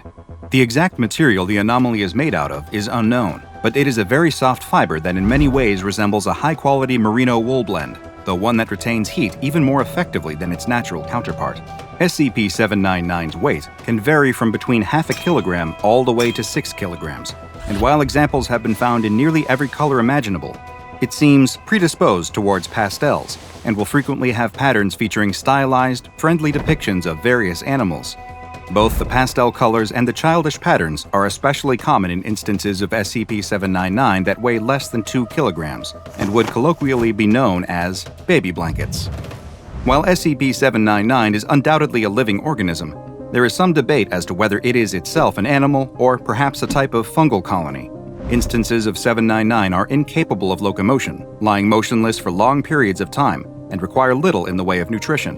What small amount they do need, they appear to be able to gain almost entirely from the organic particles present in normal household dust, such as animal dander and dead human skin cells. The blanket feeds via a series of minute, filter-feeding mouth-like structures that are spread across the surface of the creature, which wait for nutrients to fall into them, not unlike a sponge on the ocean floor. Instances of SCP-799 can survive for quite a while in this state, and one specimen was noted as having lived for multiple years in a damp attic, subsisting entirely on the small organic particles that would drift down from the rafters above. Should an instance of SCP-799 be forced to go for long periods of time without a source of nutrition, though, like when, for example, it is placed inside of a sealed closet or drawer, it will begin to undergo certain physical changes, which result in it metamorphosing into its predatory form. These changes aren't noticeable from only casual observation and consist of the blanket converting its many filter-feeding mouths into a single, large one that is lined with multiple rows of extremely sharp teeth. The blanket creature also develops a new form of tissue inside its cloth-like structure, one that is similar to muscle and capable of contracting and squeezing. Once its metamorphosis is complete, the instance of SCP-799 will lie in wait for an unsuspecting creature to cover themselves with it or wrap it around their body.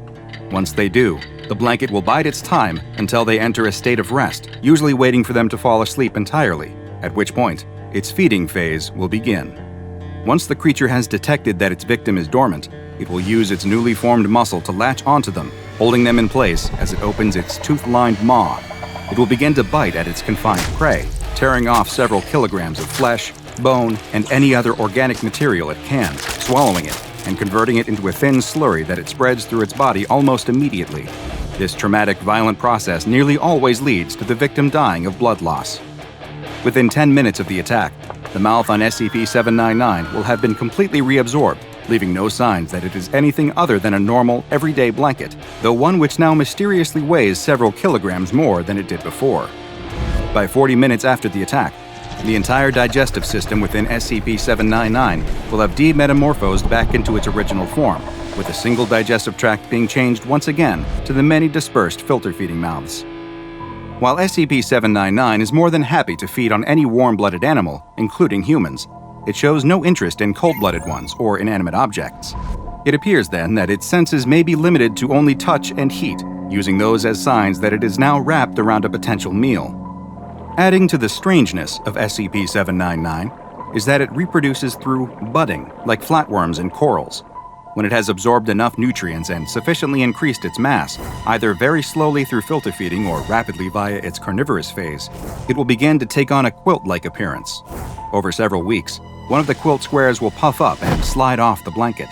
This new, smaller instance will resemble a doily or a throw pillow, until it too begins to feed and grow. The new instance is a perfect clone of its parent, identical in every way, and it will eventually grow to a similar size and begin its own reproductive cycle. It is unknown exactly how long it takes SCP-799 to reach full maturity, but the current best guess is that when kept in its filter-feeding phase, an instance will reproduce every 50 to 60 years. Instances of SCP-799 are quite prevalent across the planet, and the SCP Foundation currently has hundreds of examples in containment. Unfortunately, it is unknown just how many still exist in the wild, as it is very difficult to identify instances, with one of the only reliable means being through genetic testing.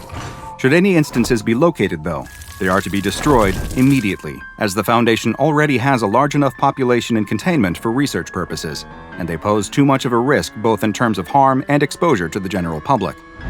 SCP-799 has been classified as Euclid, and each instance is kept in its own separate biocontainment cell at Biosite 66. Dust is regularly collected from the on-site D-Class personnel dorms and is sprinkled over the blankets regularly to keep them in their filter-feeding state, though only just enough to hopefully maintain their size and not allow them to reproduce. Should any small cloth objects appear in their containment lockers, it is to be removed immediately and contained separately. SCP-799 isn't the only predatory creature that resembles a cloth good in Foundation containment, and research into possible connections to SCP-1626, the oversized gray-hooded sweatshirt that sends penetrating fibers into anyone unlucky enough to put it on, is ongoing. A face screams in terrible agony. In the darkness, you can't quite make out the shape of its body, but it doesn't look human. It's large and square, almost boxy. Two things you should know. This is a fate worse than death, and it isn't the only one. It's a busy but ordinary day in Hangzhou, China. People are rushing to and from work, going to school, going for walks, buying a hot meal and a cup of tea. But for one young police officer, this is a monumental day. He has been assigned the biggest case of his career, and he grips the stack of files with sweaty, trembling hands as he considers the weight of this moment. It isn't just one case, not really. It's actually 6. 6 separate missing person cases that he's beginning to suspect might be connected. Our detective wishes he could take a moment and transport himself away from these harrowing missing person cases and clear his head. But while he's unable to, we can. Thanks to the sponsor of today's video, Raid Shadow Legends, the hit mobile hero collection RPG played by over 80 million players across the world. And they've got some huge news for both new and returning players, the recently added Live Arena. To tell us about it, I've invited a fellow academic to join us today. Professor Death Knight here with a lesson about Live Arena, the new PvP mode where you can fight against other players in real time. Sounds terrifying? Well, so's going to the dentist. You should still do it. Live Arena has a draft feature where you can pick and ban champions to fight for you. Teamwork. When you win matches, you'll get Live Arena crests towards unlocking special area bonuses, or so I hear. I'm too afraid to try any of this out. All right, class. Any questions? Yes, Dr. Bob here. What's your personal strategy for Live Arena? Well, everyone thinks I'll go in fighting, but nobody expects my charm. My best strength is the gift of gab. So when they try to attack, I'll just be like, nice weather we're having, eh? Nobody will see it coming. That doesn't sound like a very effective strategy. Do not pick me for Live Arena. Seriously, don't. I'm too young to be bone meal. Well, thank you for your... Class dismissed! Do we have a bell? Oh, we should totally get a bell. Class definitely not dismissed, but there's a bunch of brand new content in Raid Shadow Legends related to the animated limited series Call of the Arbiter, including a free legendary champion, the mighty orc warlord Artak. All you have to do to get him is log into Raid for 7 days between now and July 24th. Easy. New players, use my link or scan the QR code right here and get a free starter pack with this cool in-game loot. So just hit my link in the description, and I'll see you on the battlefield. And now, back to the case at hand.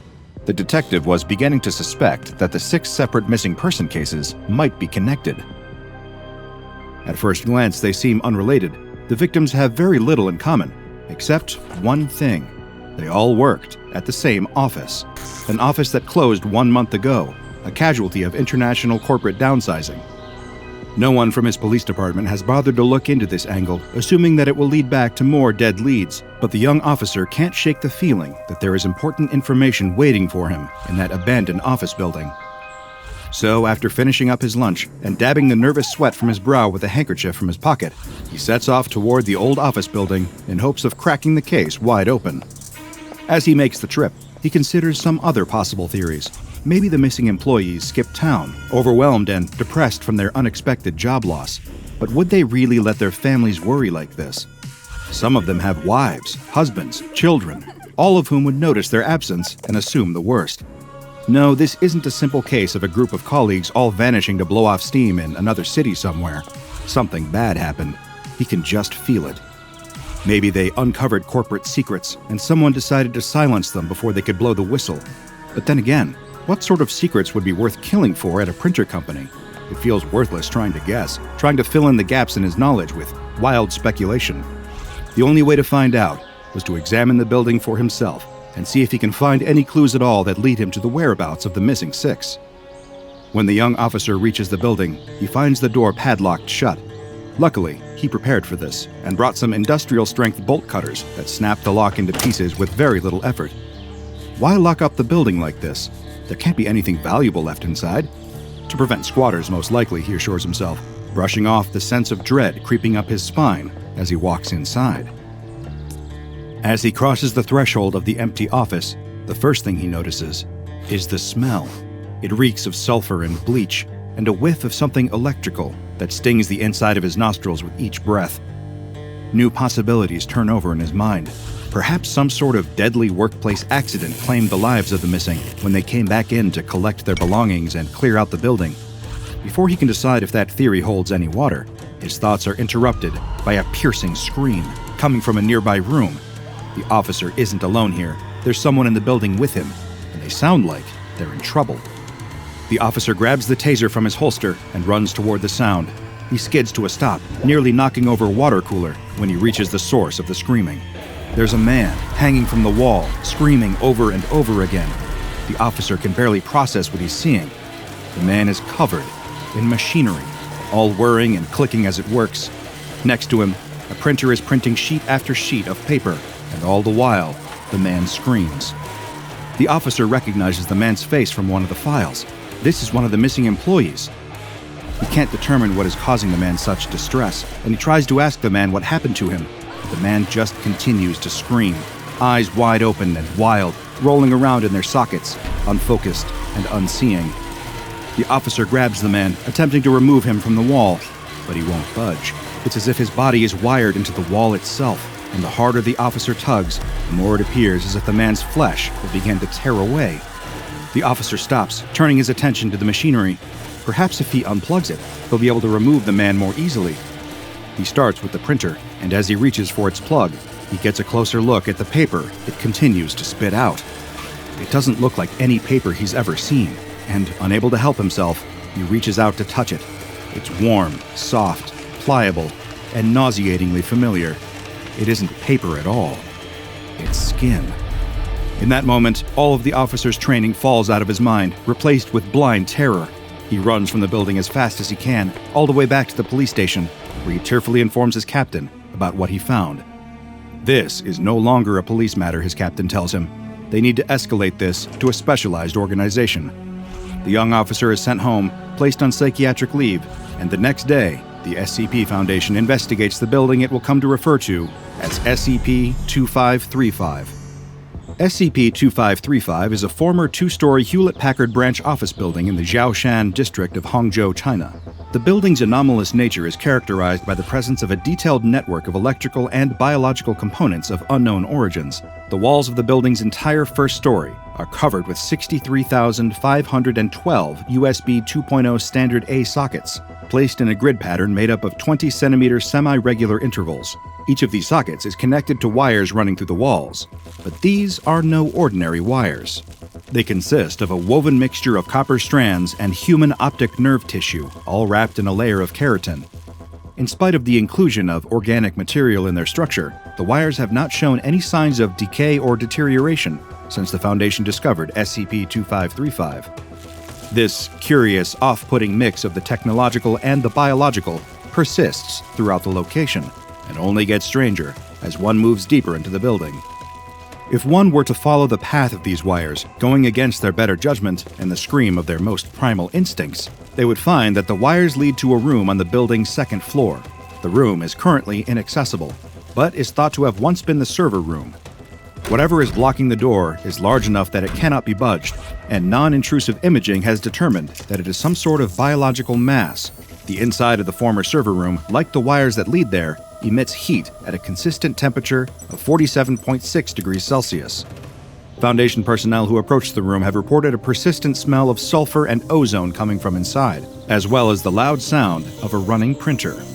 317 of the USB socket and power outlets in SCP-2535 are connected to HP brand USB 2.0 compatible devices. Of these devices, 20 have displayed anomalous, potentially ectoentropic functions. But what exactly does that mean? Allow me to elaborate. Just remember, you asked for this. Don't blame me if you aren't able to stomach the details. There are 5 former employees of the Hewlett-Packard Hangzhou branch still located inside of SCP-2535. These employees are in an anomalous sort of status, requiring no sleep, food, or water, in spite of their continued, seemingly endless consciousness. Since the building's discovery in April of 2013, they have not changed in any way, or at least not in any visible way. All attempts to remove these former employees from their, let's call them predicaments, have proven unsuccessful. Allow me to discard any euphemism and explain just what exactly became of these unfortunate workers. First, there is Gua Pingping, the former branch manager. He can be found in the bathroom near the receptionist's desk on the first floor. Goa's head has been forced into the feed tray of a DP DeskJet 1112 printer, which is plugged into the wall. This is troubling for a number of reasons, one of which is that the internal dimensions of this particular DeskJet model's feed tray are not large enough to accommodate a human head. and its components are not strong enough to crush a human skull into a shape that would fit. Nonetheless, Goa's head is firmly lodged into the feed tray. One would assume this would have killed him, but his body continues to move, kicking and thrashing about as if he is in pain. The former assistant branch manager, James Gu Yonggun, is located in the employee pantry on the building's second floor. His body is attached to the wall in a vertical position, held there via 92 20-inch USB 2.0 M-M cables. 5 additional cables have been used to secure the actuating unit of an HP DeskJet 2540 all-in-one printer to Gu's lower jaw. The arm of the actuating unit is also attached to a single HP-10 original ink cartridge in the color black. This ink cartridge is attached into Gu's throat at a continuous rate of 1 stroke per second, and, in defiance of the known properties of ordinary ink cartridges, has yet to run out of ink in the years since its discovery. Gu appears to be partially conscious, but is unable to communicate intelligibly when addressed. The former Human Resources Department head, Angel Lee Hui-min, is still in her former office on the second floor, though she no longer performs the duties of her old position.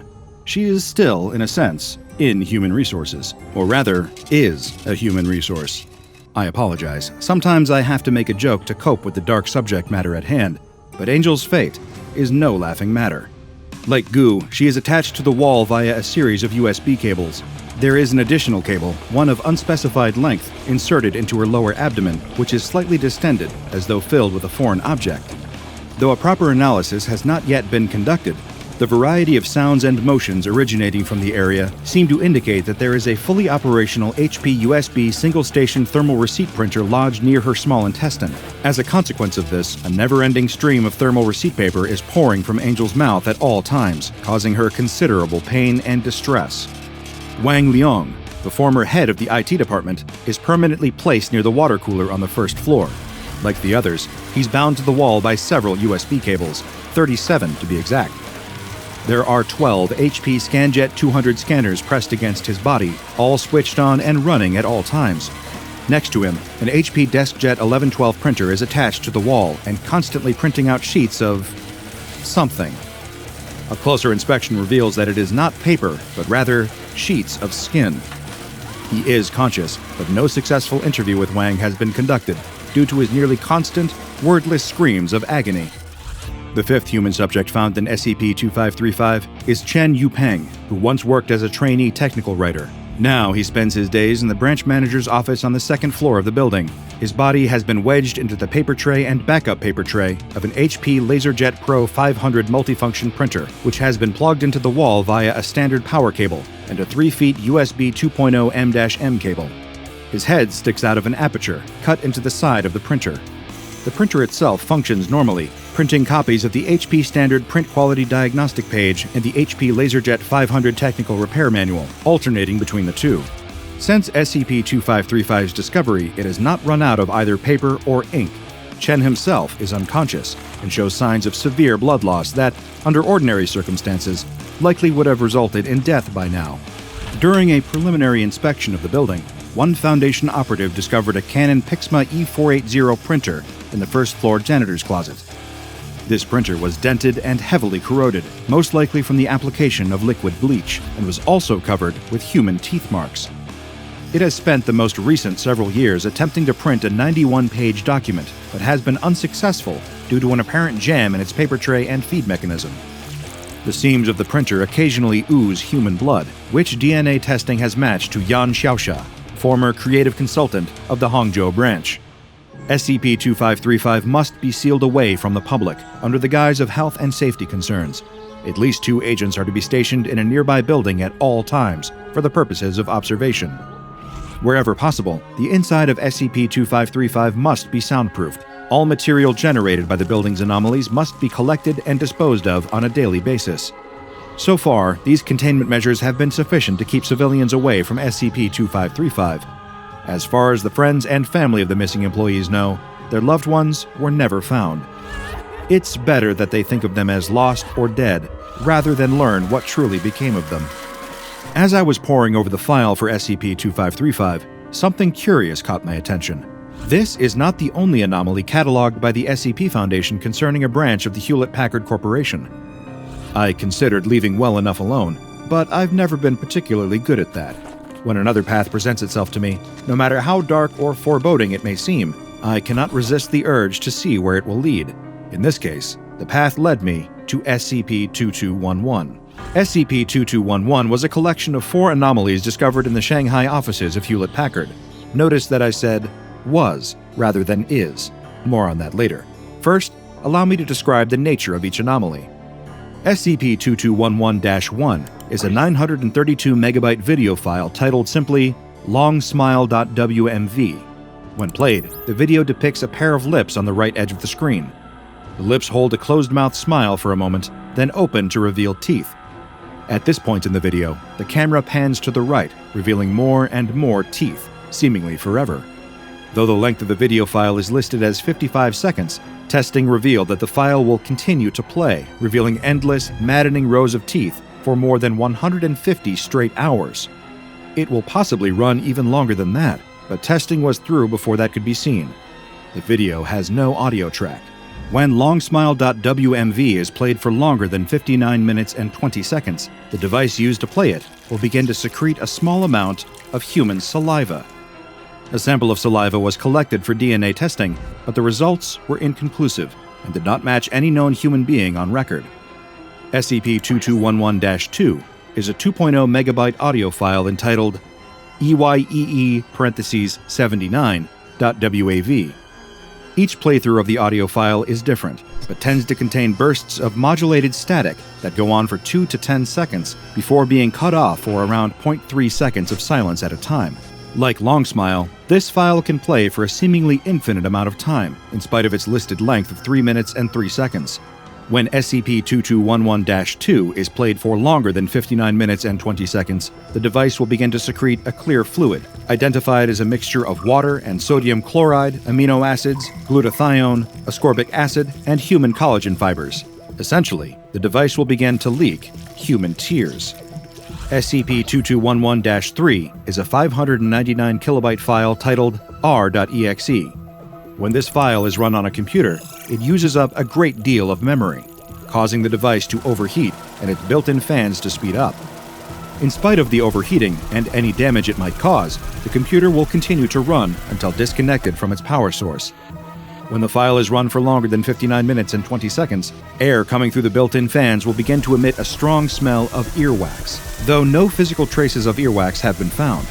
SCP-2211-4 is a USB adapter-powered coffee reheater. When it is plugged into the USB port of a computer, any liquid placed into the container will be heated to approximately 65 degrees Celsius and will also transform into human mucus at a rate of 1 milliliter per minute. This effect is the same whether or not the computer is on. DNA analysis of the mucus revealed that it is a match with the saliva produced by SCP-2211-1.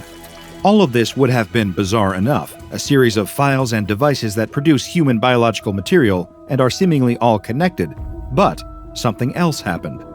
All instances of SCP-2211 were kept in a pair of containment lockers. However, on June 10, 2014, this containment was breached. I have included a surveillance log transcript that captured the incident. It occurred as follows. Sound of banging metal detected near second floor of Wing B. Door of small item containment locker DAD-2838 is heavily deformed outwards and has experienced a heavy impact from its inside. The sound of banging metal persists for the next 3 minutes as the door of containment locker DAD-2838 begins to burst outwards. Security teams are deployed to cordon off the area and manage the situation. Containment locker DAD-2838 is fully breached from the inside when a segmented humanoid arm emerges, extending to reveal numerous joints along its length. Security teams begin opening fire on the arm to little effect. While the video feed shows that the arm terminates in a 7-fingered hand, personnel present on the scene reported a number of fingers ranging from 5 to approximately 30. The arm repeatedly strikes and breaches the containment locker containing SCP-2211-4, approximately 5 meters from containment locker DAD-2838. It subsequently reaches for SCP-2211-4 and pulls it back into containment locker DAD-2838. No further activity detected. Arm presumed to have dematerialized. Following this incident, the containment locker was examined, but no traces of the many-fingered arm were found inside. Further examination of the locker's contents revealed that SCP-2211-1, 2, and 3 had vanished from their storage media. The files were gone. SCP-2211-4, when tested, no longer displayed any anomalous properties. It was just an ordinary coffee heater, though no staff wanted to use it to heat their coffee, no matter how many times it was washed. Head researcher Min declared SCP-2211 uncontained on August 10, 2014. But there was one more unusual finding.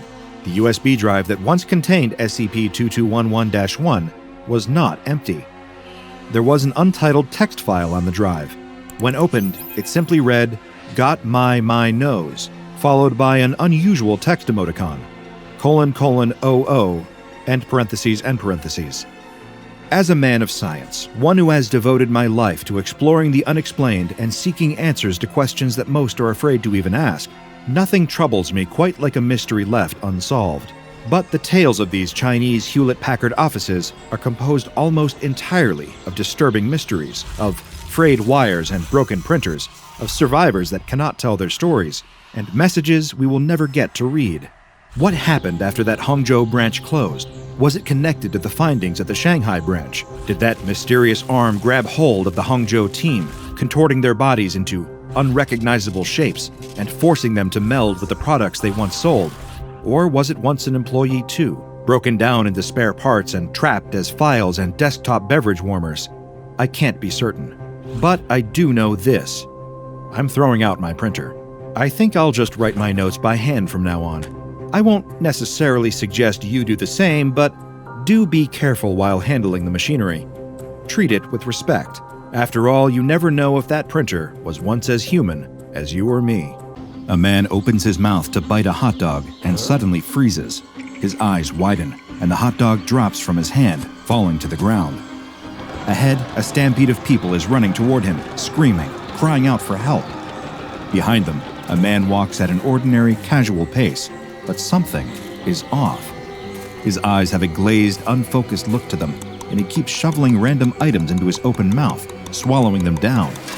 He eats a clipboard and pen, a discarded shoe, and as the first man watches in horror, the very hungry man grabs the ankle of a fallen member of the crowd and pulls him into his mouth, devouring him.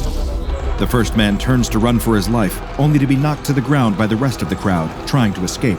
He struggles to climb back to his feet, and a hand reaches out to take his.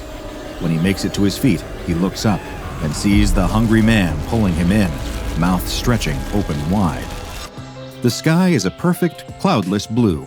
The air is warm from the unbroken sunlight, but cooled to the perfect temperature by a gentle breeze. And there is a sense of electricity, excitement, and competition in the air. Throngs of people have gathered together in a makeshift arena, piled into plastic chairs and swarming around concession stands, all training their eyes on the arena's center. What are they here for? Some sort of Olympic Games? A baseball tournament? A horse race? No, it's something greater, something meatier. It is the annual Midsummer Hot Dog Eating Contest, and locals and tourists alike are coming together to see just who can cram the most pork or beef hot dogs and buns down their gullets in front of a roaring crowd. The announcer makes his way to the front of the arena, standing with his arms wide in front of the long table behind him. As he calls out the names of this year's contestants, they file in, each taking his place behind the table. There is the previous year's champion, a burly man with a bushy beard and twinkling eyes, and there is this year's surprise competitor, a skinny 19-year-old college student with a hungry grin. Then there are the lesser-known contestants, a local father who signed up after making a joke with his daughter, an uncle who scrawled his name on the sign-up sheet after a few too many drinks, a recently retired man checking off another item on his golden years bucket list. All have come to the event today with full hearts and empty stomachs, ready to see who the year's victor will be. The announcer riles up the crowd, encouraging them to cheer as loudly as possible to spur on their chosen competitor. All the while, staff are carrying out trays piled high with hot dogs, more hot dogs than most people see in a year, except for the people who just really, really love hot dogs. Each contestant receives a tray of hot dogs, a bucket of water, and an additional empty bucket, just in case, well, you get the idea.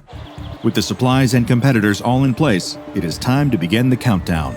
The announcer holds up his favorite air horn and calls out, 3, 2, 1, eat! At the sound of the air horn's blast, the men leap into action, seizing hot dogs from plates and each engaging in their unique competitive eating technique.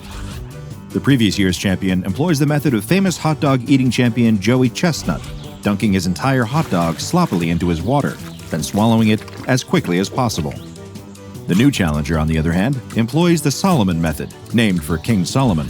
Much like the fabled king suggested doing with a stolen infant, eaters using the Solomon method break the focus of their feasting in half before polishing it off. One of the more casual competitors attempts a divide-and-conquer technique, eating first the dog itself and then the bun. Others employ no specific technique at all, attempting to devour the stack of hot dogs before them, using the same classic eating style they might employ at a family barbecue. This is a grave mistake. One by one, the less prepared competitors drop out, spitting into their buckets, wiping meat sweats from their foreheads, waddling out of the arena while groaning and holding their aching stomachs. Soon, only the two frontrunners remain. But what's this? A challenger approaches. An unassuming black man, clad in a shirt and dress pants, rushes into the arena, his face a mask of single-minded determination, and begins seizing the discarded hot dogs off the table, gobbling them up as fast as he can. The announcer and the rest of the audience watch in stunned disbelief. This is unprecedented, and as exciting as it is, definitely against the rules. This man is not a registered competitor, and he certainly can't join the contest in the champion stretch. Unsure of what else to do, the announcer beckons to the staff on the sidelines, ushering them back toward the table to clear the food and escort this surprise drop-in out of the arena. The audience watches with rapt attention as the staff members attempt to remove the stranger from his place at the table. He shakes his head violently, refusing to go, and snatches the hot dogs away from them, even as they try to clear the trays away. All the while, the remaining competitors standing are attempting to stay the course and finish strong in spite of the interruption. The new, younger man collapses, slumping down onto the table in a hot dog-induced stupor. He has tapped out.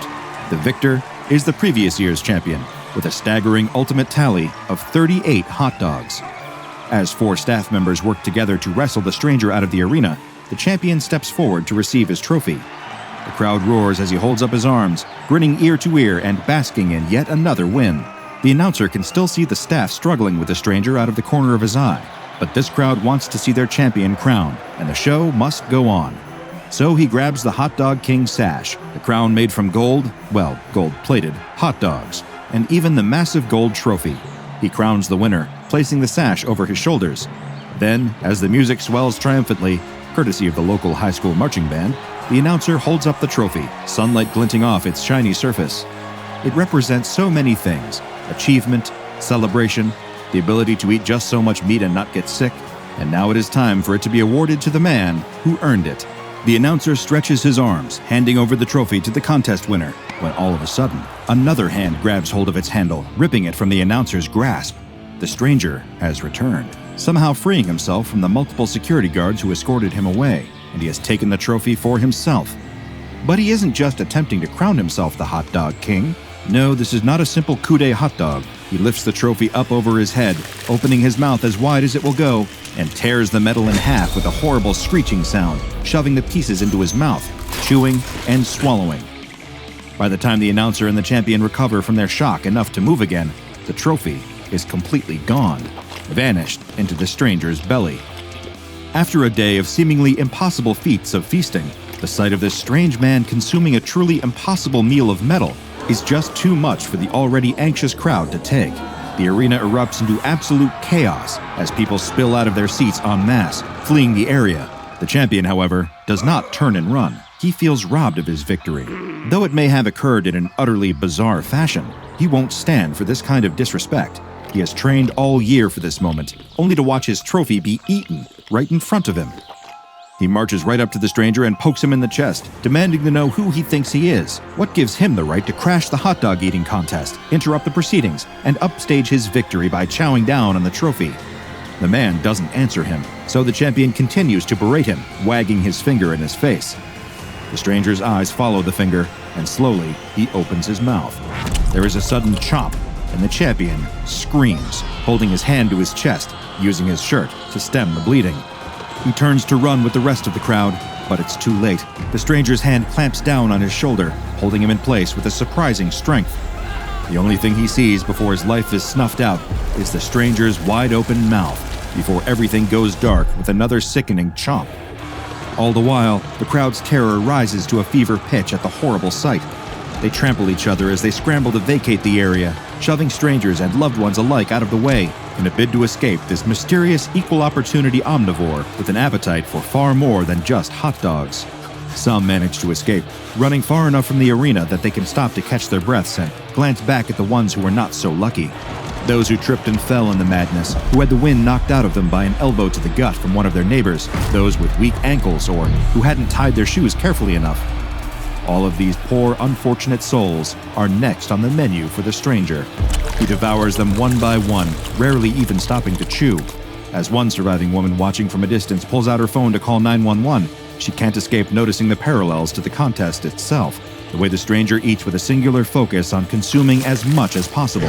There's no pause to enjoy the meal, but there is no sadism or malice in the act either, just the sheer, undeniable drive to keep eating. The woman's call to the police is one of the strangest moments of her life and utterly baffles the local police department. "Ma'am, please calm down," one officer repeats again and again. "What do you mean there's a man eating people?" "I mean exactly what I said," she shouts. "A man showed up at the hot dog contest and started eating people. Please, you have to do something." "I think this is above our pay grade, miss," another officer chimes in. "You think we should call, the first officer trails off. Who? The woman demands, but the line goes dead before she can ask another question. The police are clearly no help, and she isn't about to stick around and see just how big this stranger's appetite is. She tried to save the others, but now she needs to save herself. She runs all the way home without another glance back. Meanwhile, the local police did make that mysterious call, and an SCP Foundation mobile task force is currently en route to the scene. By the time they arrive, the park is a ghost town, with nothing but the blood-stained grass and abandoned arena to suggest that something horrible ever happened here at all. But these aren't some bumbling local police officers who have no idea what to do with a man-eating anomaly. This team has seen enough bizarre sights to fill a lifetime, and another lifetime after that. They spy a trail of sticky red footprints leading away from the arena. At first, they assume that the substance is blood, but a closer examination reveals that it is, in fact, ketchup. They track the savory footprints away from the scene of the day's unsavory events, following them to a nearby warehouse. Judging from the scattered wooden beams, rustling metal, and boarded-up windows, this place has been abandoned for some time. The perfect place for an anomaly to hide away. If they weren't certain, the sound of someone inside biting through sheets of metal is plenty of indication that this is the right place. With no time to waste, they break down the door of the warehouse, weapons drawn and ready. They follow the sound of the chewing, splitting up to apprehend the subject from all available directions. The shriek of tearing metal echoes through the building, bouncing off the walls and creating a cacophony that is difficult to track.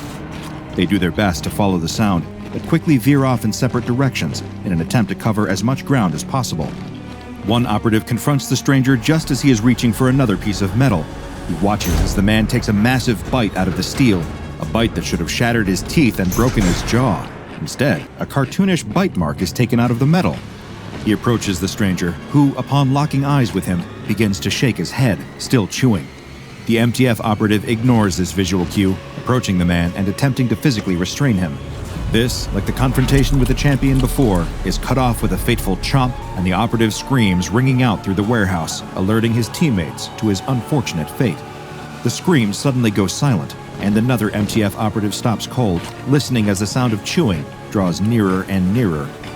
He spins around to face the presence behind him and spots the stranger standing there. The otherwise ordinary man is polishing off the tip of a steel beam, grimacing as he swallows it. The operative lifts his weapon, pointing it at the subject. The operative tells him to stand down and come quietly. The hungry man pleads, wide-eyed, for the operative to turn and run while he still can. He takes small, reluctant steps toward the operative, muttering that he can't stop. The operative brandishes his weapon again, barking another order for the man to stop. Before he can make another move, the stranger snatches the weapon out of his hand, opens his mouth, and swallows it. He winces as he does, but does not stop until the weapon is completely devoured. All at once, he lets out a loud belch, his knees buckle, and he slumps to the ground. He rubs his stomach, wipes his brow, and sighs heavily. "I'm so sorry about that. I was just so hungry I couldn't help it." The man shakes his head sadly. "I hope you can get a new weapon. And I'm sorry about your friend, too." "You said you couldn't help it. Why'd you stop?" The stranger shrugs, sighs again, and simply says, "Well, because I was full." After a bit of convincing, and a test confirming that the subject's strength and bite force has returned to ordinary human levels, the remaining mobile task force agreed to bring him into Foundation custody unharmed, though restrained. They pile into one of the SCP Foundation's trademark unmarked vans and set off toward the nearest Foundation site. About 1 hour into the trip, the subject begins to lament his growling stomach, asking if they could possibly stop somewhere for a bite to eat. Ordinarily, this is against protocol, but after what happened to their teammate, the task force members aren't taking any chances. They pull into a fast food drive-thru and permit the subject to order whatever he wants. They'll declare it as a business expense later. 5 burgers, 5 fries, 5 tacos, 5 pies, 5 cokes, 10 tater tots, 10 tenders, 5 shakes, 5 pancakes, 5 jalapeno poppers, and 5 baked potatoes later, the task force successfully reached the Foundation site with their newest subject, SCP-913. SCP-913 appears to be an average African-American man around middle age. Though his appearance is completely ordinary, his metabolism is unnaturally fast. He requires the recommended daily caloric intake for an average human being every 2 hours and has an unusually high internal temperature, though the specific number has been redacted from his official file. If he does not meet his calorie requirement for a given 2-hour period, he will enter a trance state in which he is unable to control himself. In this state, he will break down and ingest any solid matter in his line of sight. This includes matter that would ordinarily be indigestible, including wood, plastic, and metal. In this state, his appetite does not distinguish between living and non-living subjects. When he is in this hunger-driven state, he is aware of all his actions, but cannot stop himself, even when he eats dense materials that cause him extreme discomfort. If this state hits while the subject is sleeping, he will be forced awake. In addition to his anomalous appetite, SCP-913 can rend objects at an estimated force of 3,000 newtons and can bite objects with an estimated force of 5,000 newtons when eating them. Whenever he is not in his trance state, he cannot replicate this strength. An examination of SCP-913's liver tissue showed that it is capable of producing new enzymes in response to foreign material, allowing his body to digest matter that should be highly dangerous to consume. These enzymes metabolize the substrate at an efficiency of approximately 98%, detoxifying any drugs or toxins consumed by the subject during the hunger state or otherwise. This includes, but is not limited to, amnestics and anesthetics. When SCP-913 was first discovered, he was wearing a shirt and dress pants, both with the brand name Doctor's Orders sewn onto their tags.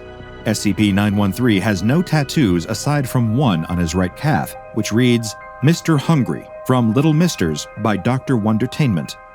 Just in case you aren't aware, the Little Misters are a line of humanoid anomalies created by the mysterious Dr. Wondertainment Corporation, including the fish-headed Mr. Fish, the candy-coated Ms. Sweetie, and Mr. Life and Mr. Death, who is every bit as existentially upsetting as he sounds.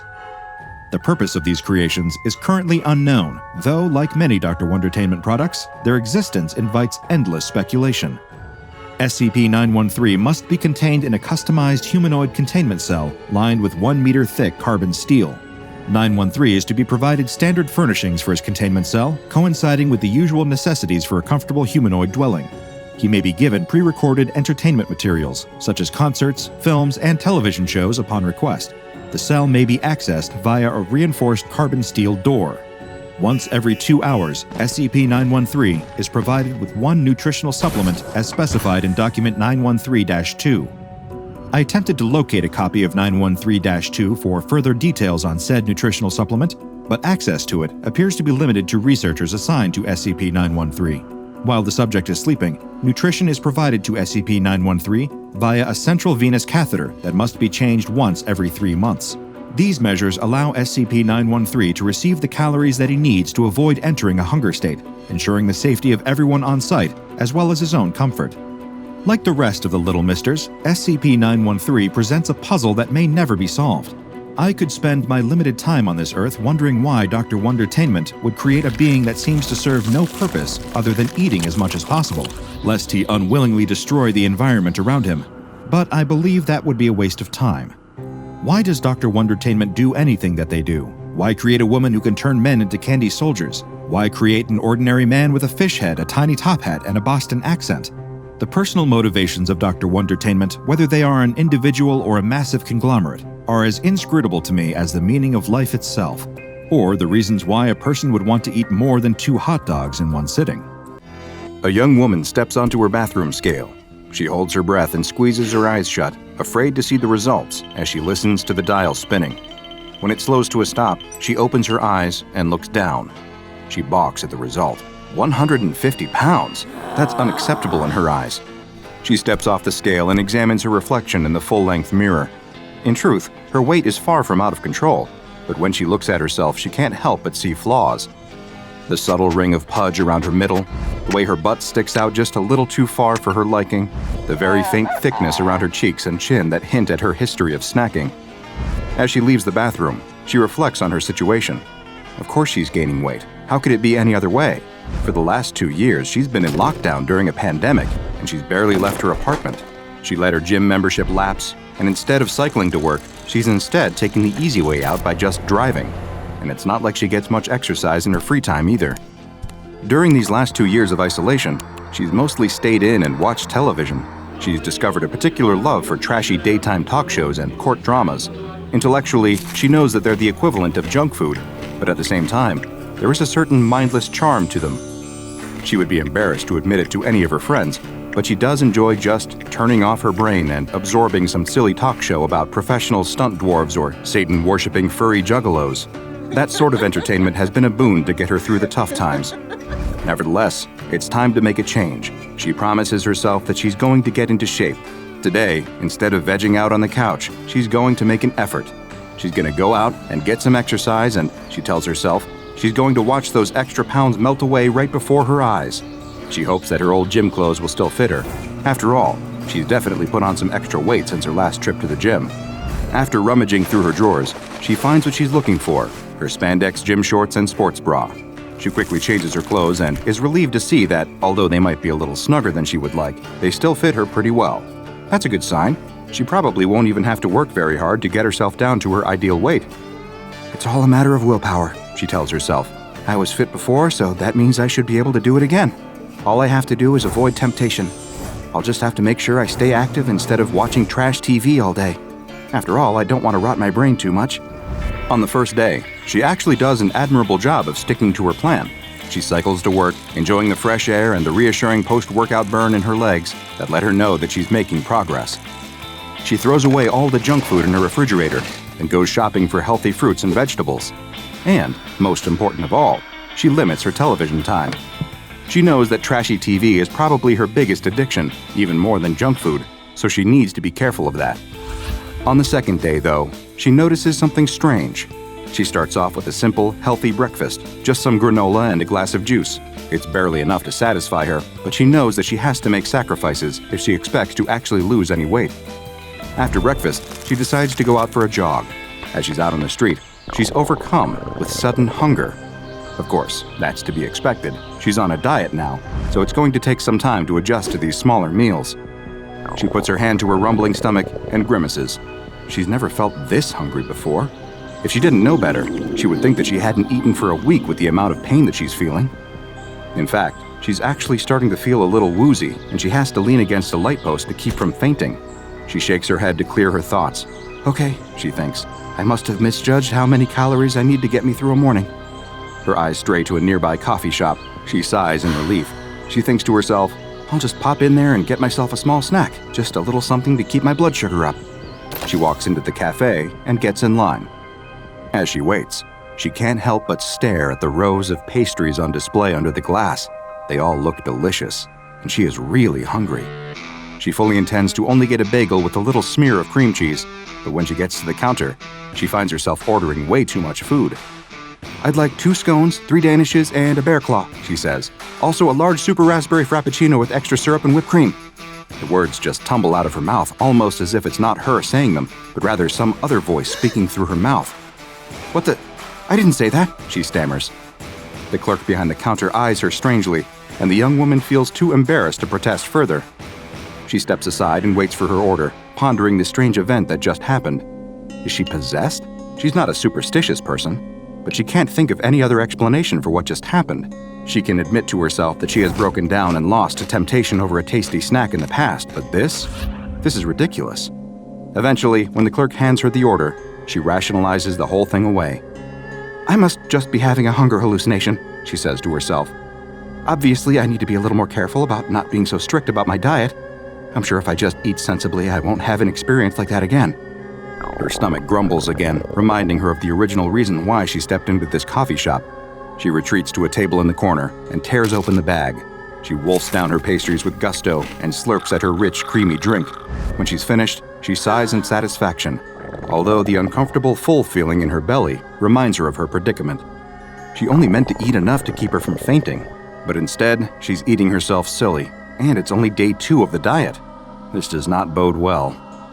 Okay, she tells herself, this is my last cheat. From now on, I'm going to be serious about this diet. She stands up and leaves the cafe, ready to complete the rest of her jog. But then, something even stranger happens. On the television, the matriarch of the family is furious. She has forbidden her daughter from marrying the gardener because she believes that he is too low class for her high-born daughter. But what she doesn't realize is that her daughter is in love and that she is determined to make it work. The daughter and the gardener have eloped, and the matriarch is hiring a private detective to track them down. Meanwhile, the matriarch's long-lost twin brother, whom she thought died in a plane crash in the tropics, has actually been alive the entire time. He has been in a South American hospital recovering from amnesia, but now he returns to the family estate, ready to claim his share of the inheritance. These events are all noted by the family's shady lawyer, who has big plans to usurp the family fortune himself. Unbeknownst to the family, he is actually secretly working for their mortal enemies and business rivals to destroy them. The young woman laughs, shoving a handful of potato chips into her mouth. Oh man, I wouldn't want to be in their shoes now. That lawyer is playing them all like fiddles. Suddenly, she startles, as if she's just waking up. Where is she? Wasn't she just in that coffee shop? How is it that she's at home? And why is she eating potato chips? She was sure that she threw out all the junk food in the house. She must have bought a bag on her way back home from jogging, but she literally cannot remember it. And what is she doing now? Watching television and eating junk food? In disgust, she grabs the remote and shuts off the TV. She was supposed to be jogging, and instead, she's sitting at home and watching stupid soap operas. The thing that worries her the most is her apparent blackout. She remembers nothing about her trip home from the coffee shop, although the evidence of the potato chip bag indicates that she must have stopped at a convenience store or supermarket on the way home. How could she forget something like that? I really must be having a blood sugar issue, she tells herself reassuringly, even though deep down, she knows that can't be the case. She had the blackout after eating the pastries at the coffee shop, so that can't be the cause. But she really doesn't want to think about that, so she puts it out of her head with a renewed promise to commit to her exercise and fitness program. Over the next few days, she makes a valiant effort to keep her promise. She cycles when she can, she jogs when she remembers, and yet, the blackouts continue. And no matter where she is when she loses her memory, she always recovers in the same place. Back home on her couch, always in the middle of eating some fatty junk food, always staring at the television set. Sure, she's always had an unhealthy television habit, and she knows that trashy talk shows and silly soap operas are her biggest weakness. But it doesn't make any sense that she would be seeking them out when she's in some kind of fugue state, right? As the weeks roll by, the young woman finds that her weight keeps rising. When she steps onto the bathroom scale, she's shocked to see that the dial points to 200 pounds. She's doing everything right, she thinks. How is that possible? How is it possible that she's ballooned up an extra 50 pounds since deciding to slim down? She can't fit into her old gym clothes anymore. She can barely tug the spandex shorts up to her thighs, and even if she could, she's afraid that they're going to split apart. In desperation, she switches to an old stretchy sweatsuit. It's the only thing that she owns that still fits her. This is just a temporary setback, she tells herself as she stares at her bloated reflection in the bathroom mirror. I just have to work harder. And she does. Or does she? When she goes to ride her bike, she finds that it's no longer strong enough to support her weight. She can't perch on the seat comfortably, and the steel body frame starts to creak when she rests her full weight upon it. She steels her resolve. Sure, it might be embarrassing to go out in public wearing an ill-fitting sweatsuit and riding a bike groaning under her bulk, but she really has no choice. This time, she's going to do it. And she probably did ride her bike to work, right? She's not sure. The next thing that she knows, she's back at home, spread across the couch, basking in the comforting glow of the television. The floor is covered in empty bags and cartons, and her face is slathered with crumbs and sauce. The last thing that she remembers is that she was just about to go for a bike ride, but now she's back at home, and it looks like she just completely ruined her diet. She lifts her arm with some effort and stares at her watch. She's lost almost a whole day. That's the longest blackout yet. She must have gone out cycling and made her way home, where she decided to reward herself for her strenuous efforts with a little snack. That's the only logical explanation. She tries to reassure herself that maybe she's past the worst of it, but she finds that these mysterious blackouts keep happening. They happen while she's at work, while she's at the gym, while she's out cycling, but she always comes to in the same place, sitting on her sofa at home, in front of the TV, surrounded by the debris of a massive meal. Again, she wonders if maybe she's having some sort of reaction to her new low-calorie diet. Maybe she's been cutting back so far on her food intake that she's starting to have fainting spells. Maybe her diet food is tainted in some way. But that doesn't explain why she keeps gaining weight. The scale in her bathroom doesn't lie. It keeps reporting higher and higher numbers, and as much as she tries to reassure herself that it must just be broken, her ever-tightening clothes and ever-widening reflection tell her otherwise. Her trips to the gym become less and less frequent, as she finds that other patrons have started to stare and whisper about her. Are they laughing at her for not being able to control her weight? Are they whispering about how her new flab is spilling from the confines of her sweatsuit? She can't even run on the treadmill for more than a few minutes without being completely winded, and she's too wide to balance on her bike now. The young woman has grown absolutely massive, to the point that she completely fills the whole couch. She chews her way through yet another bag of potato chips, her eyes never straying from the ever-chattering television set. She barely moves from the spot, her tremendous girth sinking into a permanent groove in the cushions as the couch springs groan. She barely notices, however, because she's much too intent on enjoying herself. She loves to eat, and every bite brings her untold joy, her taste buds tingling with delight. She is constantly full, so much so that she feels slightly sick, so bloated that she feels like she might just burst, but she's powerless to resist the siren call of junk food. She scarfs down entire boxes of cookies and cartons of ice cream without a thought, having turned into the very definition of a mindless eater. Only occasionally does she rouse herself from this stupor of gorging, to reach for her telephone, to order more takeout or more grocery delivery, always choosing the most calorie-laden options. Other than eating, her attention is completely devoted to her television set. She watches a constant stream of daytime talk shows, laughing along with the studio audience as the hosts parade out an assortment of society's biggest freaks. Sometimes she'll switch the channel to watch soap operas, becoming so wrapped up in the ridiculous plot twists and melodramatic acting that she completely forgets the passage of time. Her bicycle stands propped against the wall in the hallway, completely forgotten and untouched now for months.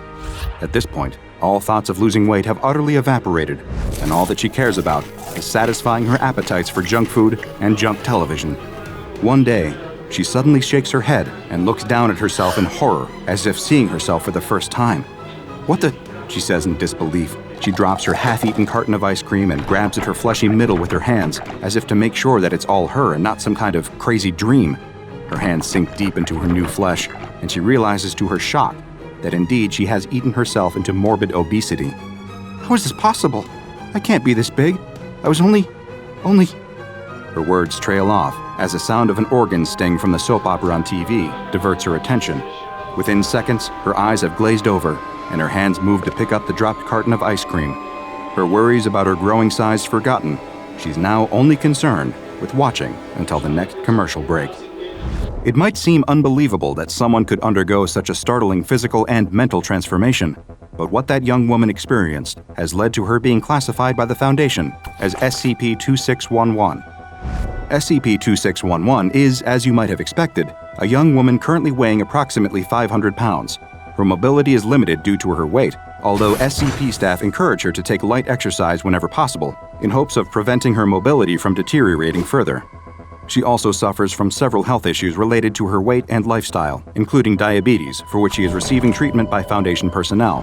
Her awareness of her situation and surroundings is severely limited, as she spends most of her time in a stupor, but when she is lucid, she believes that she is in a special facility receiving treatment for her weight problem. In reality, SCP-2611 is under observation because of SCP-2611-1. SCP-2611-1 is a mass of sentient fat located on SCP-2611's left side. SCP-2611-1 has become integrated with several of SCP-2611's vital organs, making it too dangerous to attempt to remove SCP-2611-1 via liposuction or other means. SCP-2611-1 has gradually exerted increasing control over the mind and actions of its host, to the point that SCP-2611 is only fully conscious for 1 to 2 hours daily. The rest of the time, SCP-2611-1 is fully in control of its host's behavior. Prior to coming to the SCP facility, SCP-2611-1 influenced its host to consume massive amounts of calories, leading to the mysterious and sudden weight gain that we observed earlier. This was possibly an attempt by SCP-2611-1 to increase its own size and influence, but as of yet, its reasons, as well as how it exerts control over its host, are unknown. When in control, SCP-2611-1 can speak through its host, communicating in standard American English. SCP-2611's access to food has been limited since her arrival at the Foundation, so as to prevent her weight gain from accelerating to dangerous levels. Other than eating, SCP-2611-1's main interest appears to be daytime television. Attempts to communicate with SCP-2611-1 have so far met with little success due to the anomaly's limited attention span for anything other than the minutiae of daytime television. In a conversation with one researcher, however, SCP-2611-1 let slip that it preferred daytime television to the programming watched by, quote, that other guy, suggesting that it lived inside a different host before it eventually took up residence within the body of SCP-2611. At another point, while in the middle of a conversation about a court drama, SCP-2611-1 suddenly announced, kill it now, I don't care if I die." Staff believe that this might not have been SCP-2611-1 at all, but rather the voice of SCP-2611 trying to break through the hypnotic control of her parasite to call for help. At this time, no drastic action is recommended until further observations can be made. SCP-2611-1 does not appear to be contagious, and the way that it bonds with the host is unknown, so it is currently classified as safe. At the moment, SCP-2611-1 is the only known instance of its kind. However, considering rising levels of obesity worldwide, it is not unfathomable to think that there could be countless other instances influencing the behavior of other hosts to dedicate their lives to consuming food and television. Who knows? It's not like most of us would need that much convincing. The young couple held hands as they walked through the forest, the only light coming from the full moon which streamed down between the branches. The young woman is riveted by her friend's story. She's never been a fan of ghost stories, she scares too easily, but her friends insisted. But what they didn't know was that there was something else out there in the forest, something watching them. The young woman can't help but look around, scanning the forest to see if there's anything out there watching her, but it's too dark to see anything past the dim ring of light cast by the campfire. Just then, something emerged from the forest. The couple had no idea that it was just feet behind them, matching them step for step. Slowly, it began to reach out towards them. "What was it?" the young woman instinctually asked. It was the Gashadokuro. The young woman screams in fear as she is grabbed from behind by a skeleton. But of course, the laughing of her friends clues her in immediately that this is not a real Gashadokuro. It's just her stupid friend in a mask. No one can contain their laughter. Even the young woman has to laugh a little. As her friend takes off his cheap skull mask, she playfully hits him in the arm. "You jerk! You should have seen the look on your..." The gigantic shrieking skeleton leaps from the woods and picks up the young man, shoving him straight into his mouth and consuming him, the boy crying out as his bones are snapped between its enormous jaws. Everyone screams and turns to run, but another colossal skeleton emerges from the forest, picking up two of the group, one in each hand, before smashing them together over and over, leaving nothing but a tenderized pile of flesh between its bony fingers that it then begins to devour. The young woman doesn't know what to do. She's petrified with fear, unable to move or even think. She's grabbed from behind and turns to see her friend who is telling the story. "Come on, we have to go!" She still doesn't move. She can't tear herself away from watching the horror that's playing out in front of her. But he grabs her hand and forcefully pulls her into the forest behind him. As they run through the woods, they can hear the sounds of their friends being eaten by the enormous skeletons. There's nothing they can do to help them, though. All they can do is run. The two sprint as fast as they can through the thick, dark forest, jumping over fallen trees, hoping that there's solid ground on the other side. The young woman's foot catches in a root, and she falls hard to the ground. Her friend stops and quickly comes back. As he is helping her stand up out of the mud, they both notice something. A sound. The heavy thuds of another giant skeleton. And it's getting closer to them. "Come on, we have to keep going!" With a loud shriek, a huge bony hand emerges from the forest and grabs the young man. The young woman watches as he is lifted 100 feet into the air and stuffed whole into the gargantuan skeleton's mouth. She steps slowly backwards, knowing that she will soon meet the same fate, until the earth disappears beneath her feet. She tumbles down the hillside, somersaulting end over end, crashing through the brush on the hillside until dropping over an embankment. If the fall down the hill knocked her out, then the drop over the embankment was enough to wake her back up. Her wits come back just enough for her to roll under the embankment's ledge, and not a moment too soon. She huddles under the ledge, and watches as the two skeletons stride over her hiding place and continue on deeper into the forest. She listens until the sounds of their thudding steps disappear. She doesn't know what to do. Should she try to get back to the campsite and see if any of her friends are still alive? If they are, they might need her help. But what if there are more of these things out there? What if they come back, looking for her? Her mind races, unsure of what to do, and she has trouble thinking clearly. Her ears are ringing from her tumble down the hillside, and her teeth audibly chatter in fear. As she debates her next move, trying to make sense of the nightmare she's found herself in, she suddenly notices something. A shadow cast by the moonlight begins to grow on the ground in front of her. That's when she realizes something else. It's not her teeth that are chattering. The sound is coming from somewhere else.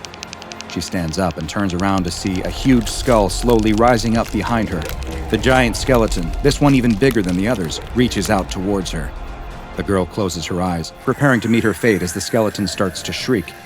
But it's a different kind of sound. She opens her eyes and is almost blinded by the intense white light on the skeleton's face. It sounds like it is shrieking in pain from the light being cast on it, and she's forced to turn away and shield her eyes. As she does so, she sees the source of light. It's a man in a uniform. He looks like some sort of tactical police officer, but instead of a gun, he's holding an enormous flashlight that he's pointing at the skeleton. More men who are dressed just the same emerge from the woods, blasting the skeleton with more light. It continues shrieking but seems helpless to do anything. She watches as the skeleton seems to lose its form, slowly disintegrating in the light, until eventually it disappears completely. Later, the young woman is sitting in the back of a van with a blanket wrapped around her shoulders. One of the policemen, at least she thinks he must be a policeman, brings her a hot drink. She still can't believe what she saw that night. The monstrous creatures that killed and ate her friends. It felt like it wasn't real, like she was watching a movie play out. Were those Gashadokuro? She asks. A man in a white lab coat looks up from a nearby table where he had been working on something. She thinks he must be a doctor of some kind. Yes, he tells her, or something similar to them. Maybe they inspired the myth of the Gashadokuro. Maybe the myth inspired them. We simply don't know. She asks. All my friends are dead, he interjects. I know this is hard for you. Getting chased by giant anomalous skeletons and watching your friends eaten alive would be tough for anyone to deal with. The young woman starts to sob, the weight of the moment finally hitting her. But I have some good news, he tells her. She sniffs and looks up at the doctor. Believe it or not, I've seen this thing happen a lot. And you don't have to worry, because you're not going to remember any of this. Ouch! The young woman cries, and looks down to see that he has jabbed her in the thigh with a syringe. She tries to push him away, but she's already feeling weak and disoriented. She sways a little before her eyes shut, and she passes out. The young woman wakes in the cheery morning light of her own bedroom. She yawns and stretches, the strange dream about skeletons in the forest already drifting from her mind. Konnichiwa, I'm Dr. Bob, and today's file is a terrifying anomalous entity referred to in Japan as the Gashadokuro, but known by the SCP Foundation as SCP-2863, the Starving Skeletons. SCP-2863 is not just one, but an entire population of entities that resemble gigantic human skeletons. These enormous bony creatures' size can vary, but on average they are approximately 30 meters tall. While their exact number is unknown, over 200 separate individual instances have been identified and cataloged, with each having distinctive markings, such as their bones having different types of damage or burn marks present. SCP-2863 instances are currently found exclusively in Japan, where they will appear only after sunset. It is still unknown if the skeletons are sapient, though they do appear sentient as they engage in their primary behavior of hunting down and consuming humans. Despite their enormous size, they are capable of moving very quietly when they want to, though there have been reports from survivors of their appearance being preceded by a rattling-like sound, which may be their own teeth or giant bones hitting against each other. Once they have caught a human, they will immediately devour them, with the human's blood appearing to be absorbed directly into their bones, since they lack any digestive organs. It is unknown if they require the blood of humans for sustenance, or if their predatory behavior is motivated by something else. Monitoring and control of SCP-2863 instances was previously the responsibility of the Imperial Japanese Anomalous Matters Examination Agency. The IJA-MEA, which as the name suggests, was Imperial Japan's answer to the SCP Foundation, tasked with investigating the strange anomalies within their own borders for the benefit of the Empire. Several of the IJA-MEA agents who had been investigating the Gashadokuro at the end of World War II transferred to the SCP Foundation when the Anomalous Matters Examination Agency was disbanded, and continued their work on the anomaly. They also provided their original files on the anomaly, which gave the Foundation their first information on the giant anomalous skeletons. According to the IJAMEA's translated file, Gashadokuro are created by mass death, by the concentrated suffering of hundreds. While the Gashadokuro will eventually fade, they remain for centuries after their creation, lingering until their sorrow has diffused and faded. There is no way to hasten this process. The IJAMEA file also explained that while conventional weaponry is useless against the anomalous skeletons, light can be used to banish the creatures, and either natural daylight or man-made light will suffice. When exposed to light, the skeletons will start to lose their corporeal form until they fade away completely. This doesn't kill instances of SCP-2863, though. It only temporarily neutralizes them, and appearances of the same instance will often be reported the very next night. Just as the IJAMEA had noted in their file, the SCP Foundation also made the connection between SCP-2863 and locations of mass suffering. While Imperial Japan's Anomalous Investigation Unit identified 203 instances of SCP-2863, the Foundation has since become aware of 3 others, each of which were found at sites connected to death and destruction. The first new instance was found near Nanjing, China, the location of an especially brutal massacre during the Second World War that may have resulted in as many as 300,000 deaths. It's believed that the entity first appeared in this location in 1938, just after the massacre, while the city was still under the control of Imperial Japan. This has led some to speculate that the locations where Gashadokuro appear are inherently tied to the borders of Japan as a nation and have fluctuated with geopolitical changes. The second was discovered several kilometers from Fukuoka City in Japan, a city that saw heavy firebombing by Allied forces during the war. The third was identified in 2011 in the Tohoku region of Japan, which is where the Fukushima nuclear disaster occurred. Each of these new instances appeared to bear injuries consistent with someone who suffered through the nearby tragedies, with the first showing evidence of crushed bones, the second appearing to have suffered intense burning, and the third missing teeth, which is common in cases of extreme radiation poisoning. These specific injuries add further evidence of the connection the Gashadokuro may have to human misery. The impermanent nature of SCP-2863 and their ability to manifest even after being neutralized has made long-term containment of this anomaly all but impossible, and they have been classified as Keter. In the event that an instance is spotted, Mobile Task Force Omicron-3 is dispatched to the area, where they will attempt to neutralize the entity through the use of high-powered floodlights. Any civilians who are exposed to SCP-2863 and survive are given Class A amnestics so that they can hopefully move on with their lives and forget their horrifying encounter with the starving skeletons. These winters are getting worse every year, that's for sure.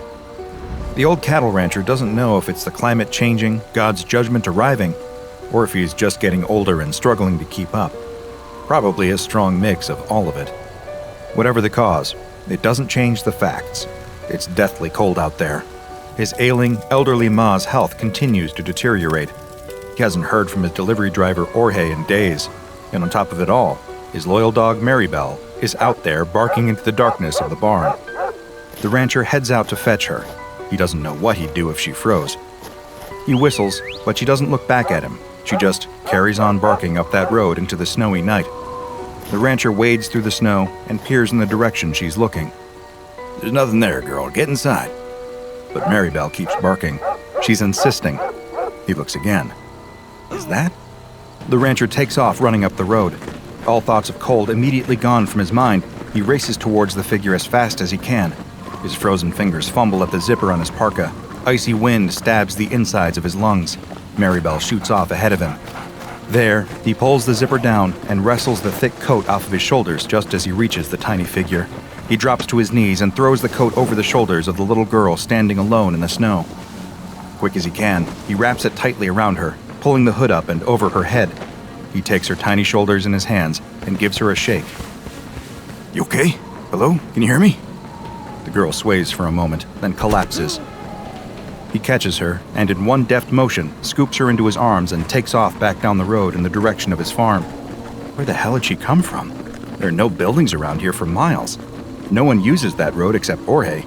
And in this weather, she couldn't have walked all the way over those mountains. She'd have frozen solid. He bites the finger of a glove and pulls it off. With his bare hand, he clasps one of hers. By the feel of her skin, she pretty much is frozen solid already. He needs to get her warmed up, now.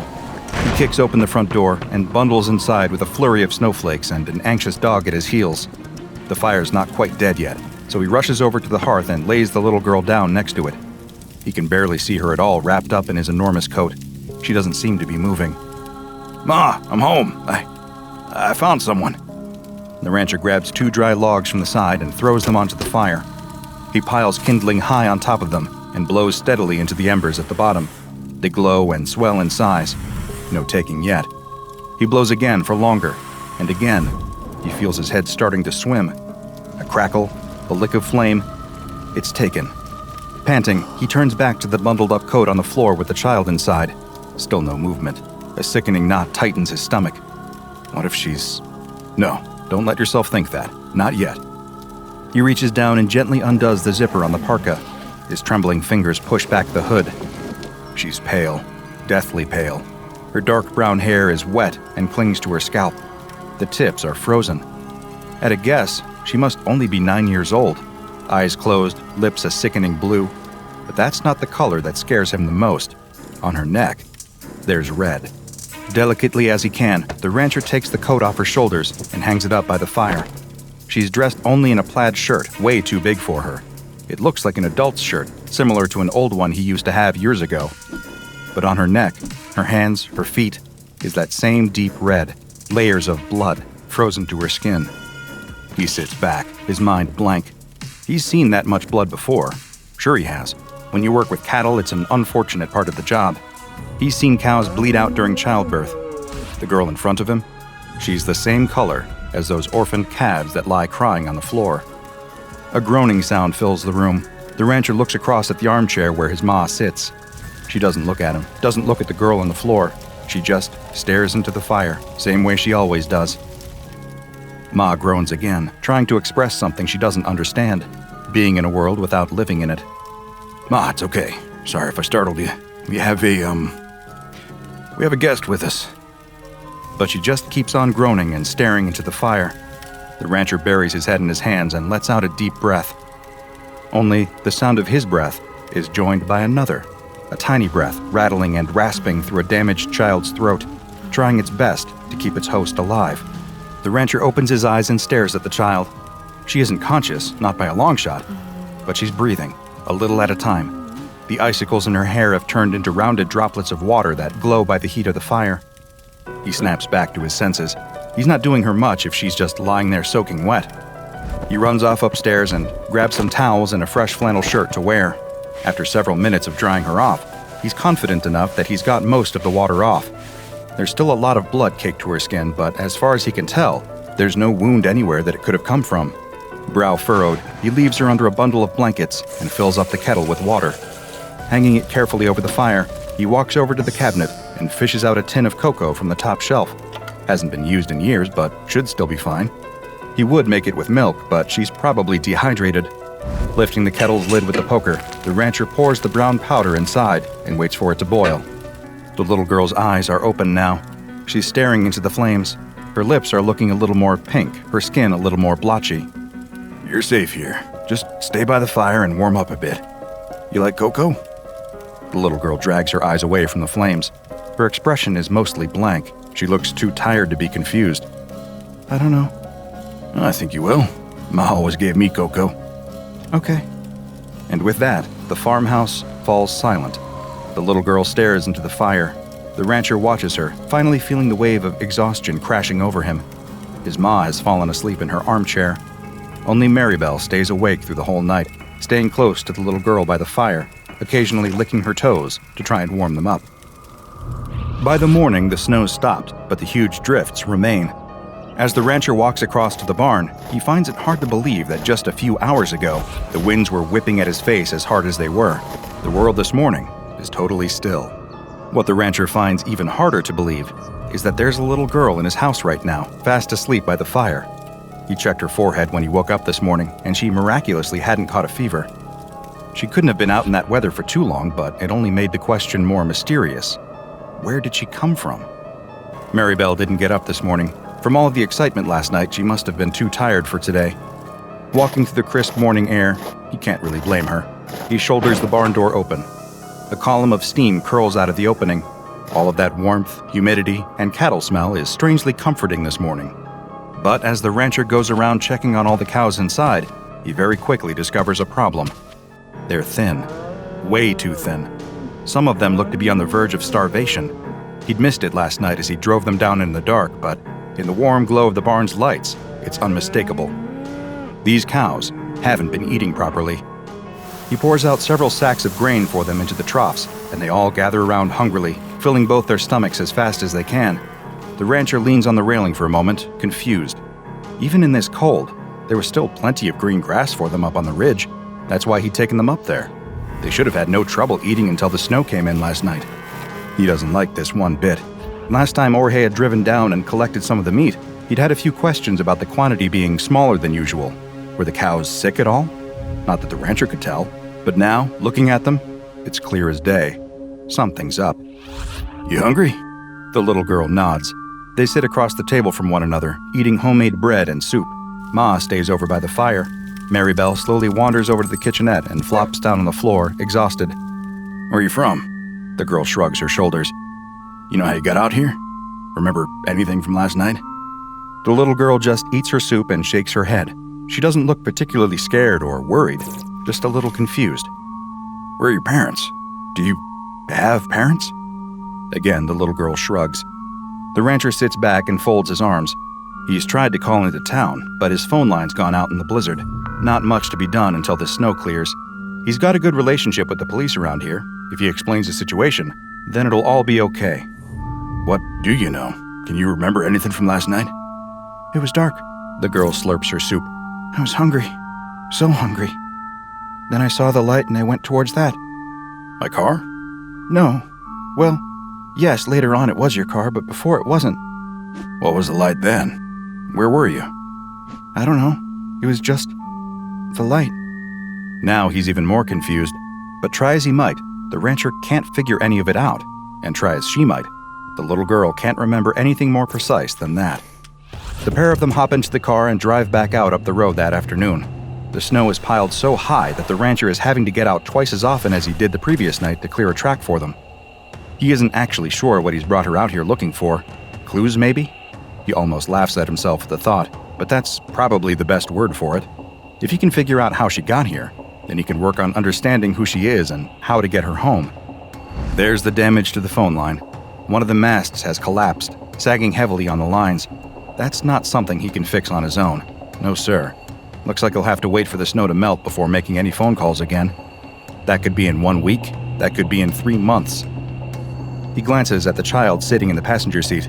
She's just staring out of the window in amazement, wrapped up in as many layers as he could put on her. They may be stuck together for a while. A lurch. The pickup plunges dangerously to the left. The rancher slams on the brakes and it comes to a stop just in time. A large chunk of snow in front of them comes loose and slips off the side of the road. It tumbles down into a gully that he hadn't even spotted. With all this snow on the ground, he has no frame of reference. Everything is just white. Stay here. The rancher opens the door and climbs out.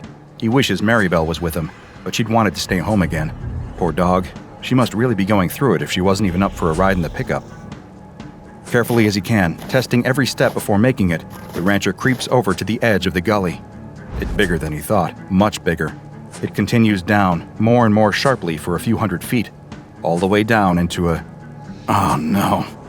There's a semi down there, a big rig, warped and bent, lying on the rocks. Just a glance is enough to tell the rancher it's Jorge's, but he just keeps staring at it in disbelief. Can't be. But it is. Stay in the car. The rancher reaches past the little girl and into the back seat. Grabbing a pair of crampons and some rope, he straightens up and looks at the girl. She knows it's serious. He can see the concern on her face. Stay in the car, he repeats. By the time the rancher makes it down to the truck, his legs and back are killing him.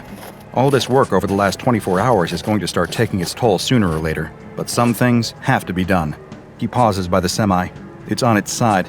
He'll have to climb up onto it and try to open the door. Some things have to be done. He hoists himself up and manages to clamber onto the metal door. It's badly crumpled, and the window is smashed in. He doesn't fancy his chances of being able to get it open. One look through the window shows him that he won't want to do that anyway. Blood coats every inch of the inside of Jorge's truck. The cabin that the rancher is so used to seeing and sitting in is almost unrecognizable. Smashed glass is sprinkled across every surface with a dark brownish-red layer of gore frozen into everything else. There, in the midst of it all, still wearing a seatbelt, is Jorge's body. It dangles like a limp carcass at a butcher shop, like the cows he hangs in the slaughterhouse. And like those cows, a large chunk of Jorge is missing. His fat stomach is gone, not just cut open, but gone. The tops of his thighs, too, and much of his chest. So much of him is just missing. Open arteries and lifeless nerves dangle in place. That must have been a hell of a crash.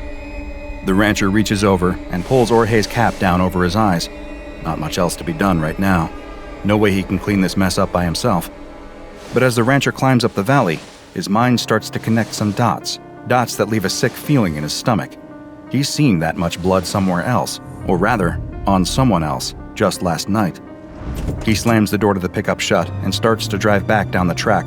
Since the snow stopped, all of the drifts that he'd cleared earlier remain clear. It's only a few minutes' drive back down to the farm.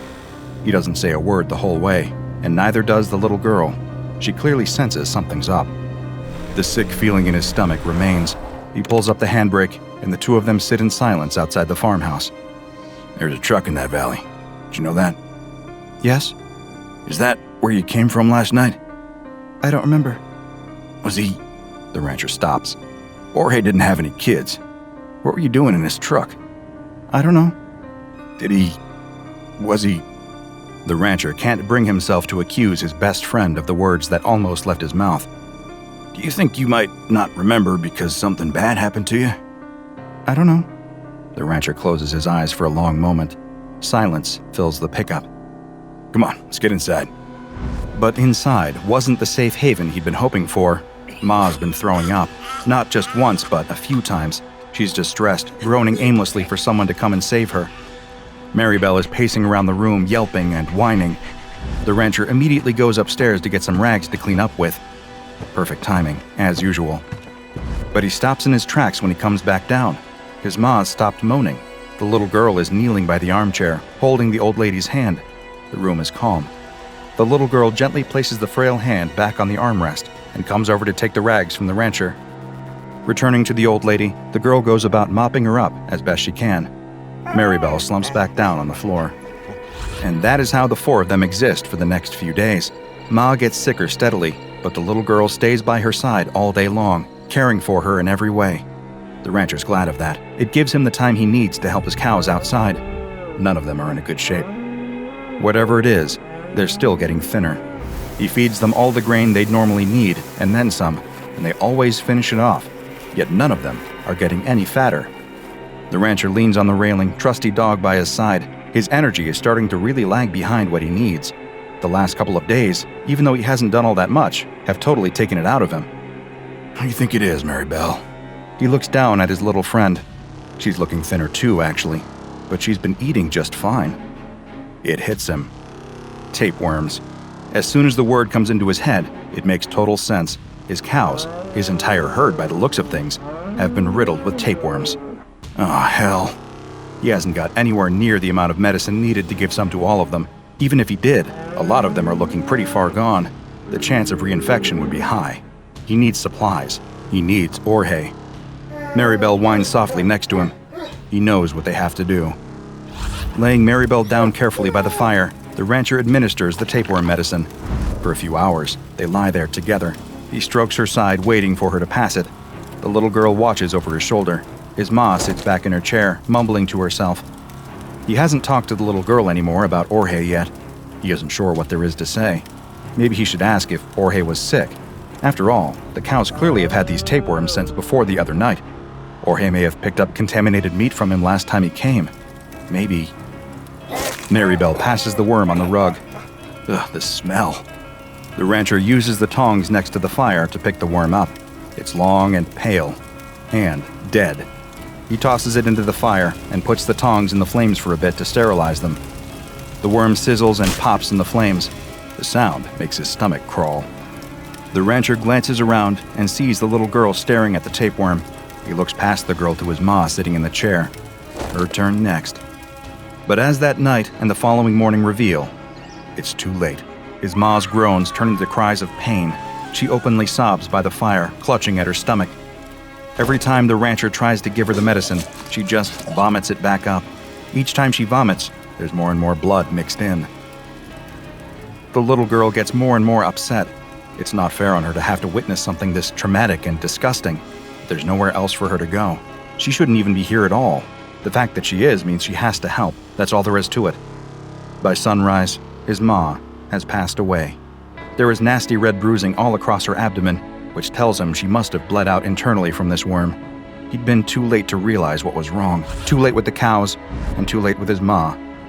He covers his ma with a blanket and tells the little girl not to go and wash her hands. He needs to check on the cattle. Sure enough, during the night, a handful of them died too. The calves. They were the ones to go first whenever something like this happened. Mother cows stood over their calves, licking their heads, willing them to wake up. The rancher drags each body out to the back and burns them. He can't risk any more contamination. As the carcasses burn, he allows himself to cry. But when the rancher comes back into the house, it's full of noise, a noise that takes his brain a long time to comprehend. Crying, but not his own, not the little girl either. No, it was a new sound. It was a baby, a newborn child screaming at the top of its lungs. The rancher can't believe what he's looking at. The little girl is sitting at the hearth with Maribel at her feet. In her arms, drenched in blood, is a baby. The girl looks up at him and smiles sweetly. "It's a boy." Then she turns around to his ma's body under the blanket. A sickening red patch soaks through the fabric, right over where her stomach would be. "What the hell happened here?" "I've got a little brother."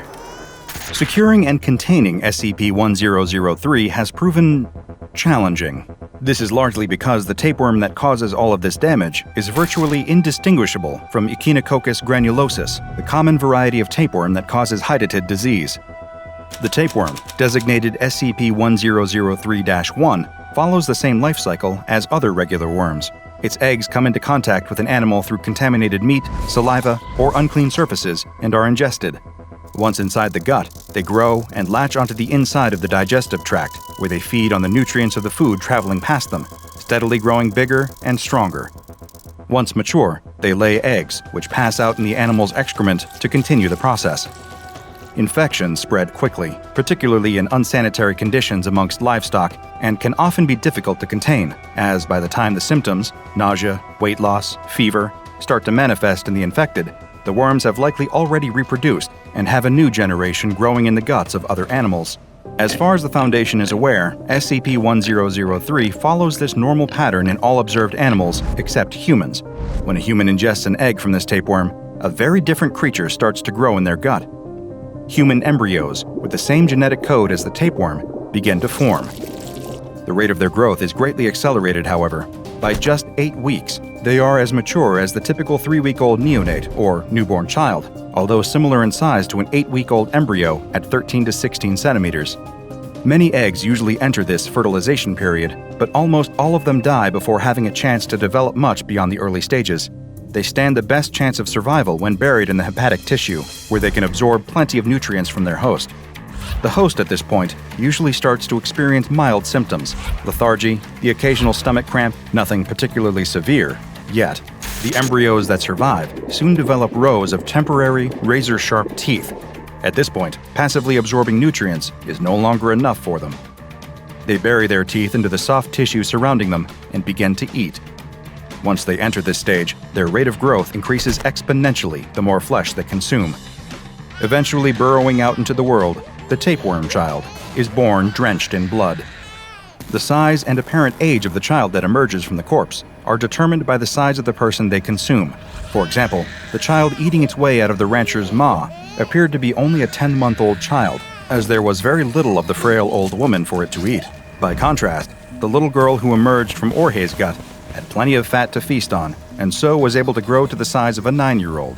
Once the child emerges, the teeth that they'd used to eat their way out quickly become loose and are replaced by regular human teeth.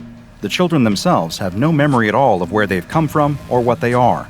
They have the same motor and linguistic skills that a regular child would possess at their age. Nothing, aside from their DNA, marks them out as being any different from the children around them, blissfully ignorant. just like the children around them. It is theorized that many of these children end up in orphanages. With no birth certificates or identifiable parents, they fall through the gaps in the system, quickly lost to the world. The only way to really track them at all is to follow the infections they cause. You see, these tapeworm children have one final curse they must live with. Their bodily fluids, their saliva, and sweat contain the same tapeworm protoscolex that will develop into SCP-1003-1 as soon as it is ingested by another creature, making the cycle start all over again. If you want to track down a tapeworm child, and I highly advise that you don't, all you have to do is follow the trail of nasty stomach infections, internal bleeding, and freak pregnancies amongst the outcasts of society. It, unfortunately, will not take long. There are currently 10 instances of SCP-1003-2 in containment. The children live in Bioresearch Area 13 under strict supervision. Researchers are only permitted to enter their cells whilst wearing full-body biohazard suits, but first must have Level 4 security clearance and must have written permission, and can only enter with specific research goals agreed upon. All staff are regularly tested for the presence of any kind of tapeworms in their system. No other animals are permitted in this facility. A woman wakes up on a bright sunny morning in Midland, Texas. It's her day off, and she decides she's going to use the time to take care of all the lingering errands she'd been putting off for far too long.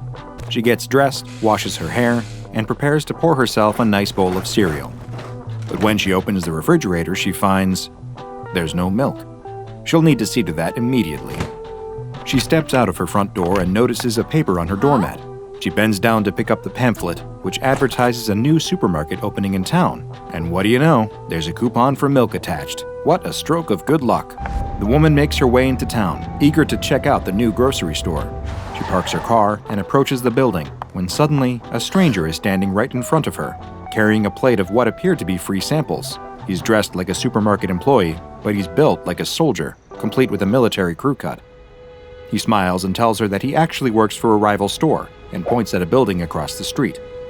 He's positive that whatever she thinks she can get at this store, she can instead get at the one across the street for a lower cost and higher quality. She can't help but notice the almost unsettling desperation in the salesman's face. Something about his spiel makes her feel like she's in danger. She politely declines his offer, but he continues pitching deals and bargains at her as she makes her way into the safety of the new supermarket. The clean tiles below and the buzzing fluorescent lights above seem so familiar, yet also strangely alien to her. Something about this place is just wrong. But she needs the milk, so she walks down the aisles, deeper into the store. She hears strange noises and looks over her shoulder. Was the bread aisle always behind her? She could have sworn she just came out of the meat and fish section. Where did they even keep the milk in this place? Every so often, there's a strange noise somewhere in the store around her. It sounds almost like footsteps, but not quite. More like claws tapping on the tiles. Is she alone in here? Come to think of it, she can't quite remember seeing anyone else since she came in. There's something so profoundly off about this place, but she just can't put her finger on what. She takes a step forward, and suddenly the floor gives way beneath her. The tiles separate with a whir of mechanized gears as a trapdoor opens up. In an instant, she's tumbling down into darkness. As she falls, she can see the white light beaming in from above illuminate the edge of something metal and razor sharp. In the store above, the sound of a scream can be heard, and the soft squish of metal-piercing flesh, followed by the gurgle of blood, and then the trapdoor closes. A tinny voice over the PA system comes on and says, "Clean up on aisle 6?" The woman is never seen again after that. What superficially appears to be an independent supermarket in Midland, Texas, actually contains a number of strange and often deadly paranormal secrets, and that doesn't even stop it from being a successful and popular supermarket. But the weirdest part of all? It's all perfectly legal, thank you very much. Welcome to Yeah, We're Totally Going to Sell You This, or as it's known to the SCP Foundation, SCP-4703. The primary anomalous effects surrounding SCP-4703 affect not its customers, but the very legality of its own existence and operations. The anomalies shift laws to make everything that goes on inside legal, no matter how unethical or dangerous. It also often reshapes laws to protect its own interests from outsiders, and anyone who breaks these laws may experience spontaneous attacks from violent animals, the most common of which are vicious lions. Here are a handful of the unethical and dangerous, yet perfectly legal, thank you very much, things that go on within the confines of SCP-4703. The stacks of shelves are mounted on powerful pneumatic actuators that seem to shift and spin of their own accord. While this has the intention of keeping the store varied and stopping customers from leaving, it more often causes serious injury with its sudden movements. Occasionally, these sets of shelves will collide, crushing whatever is stuck between them.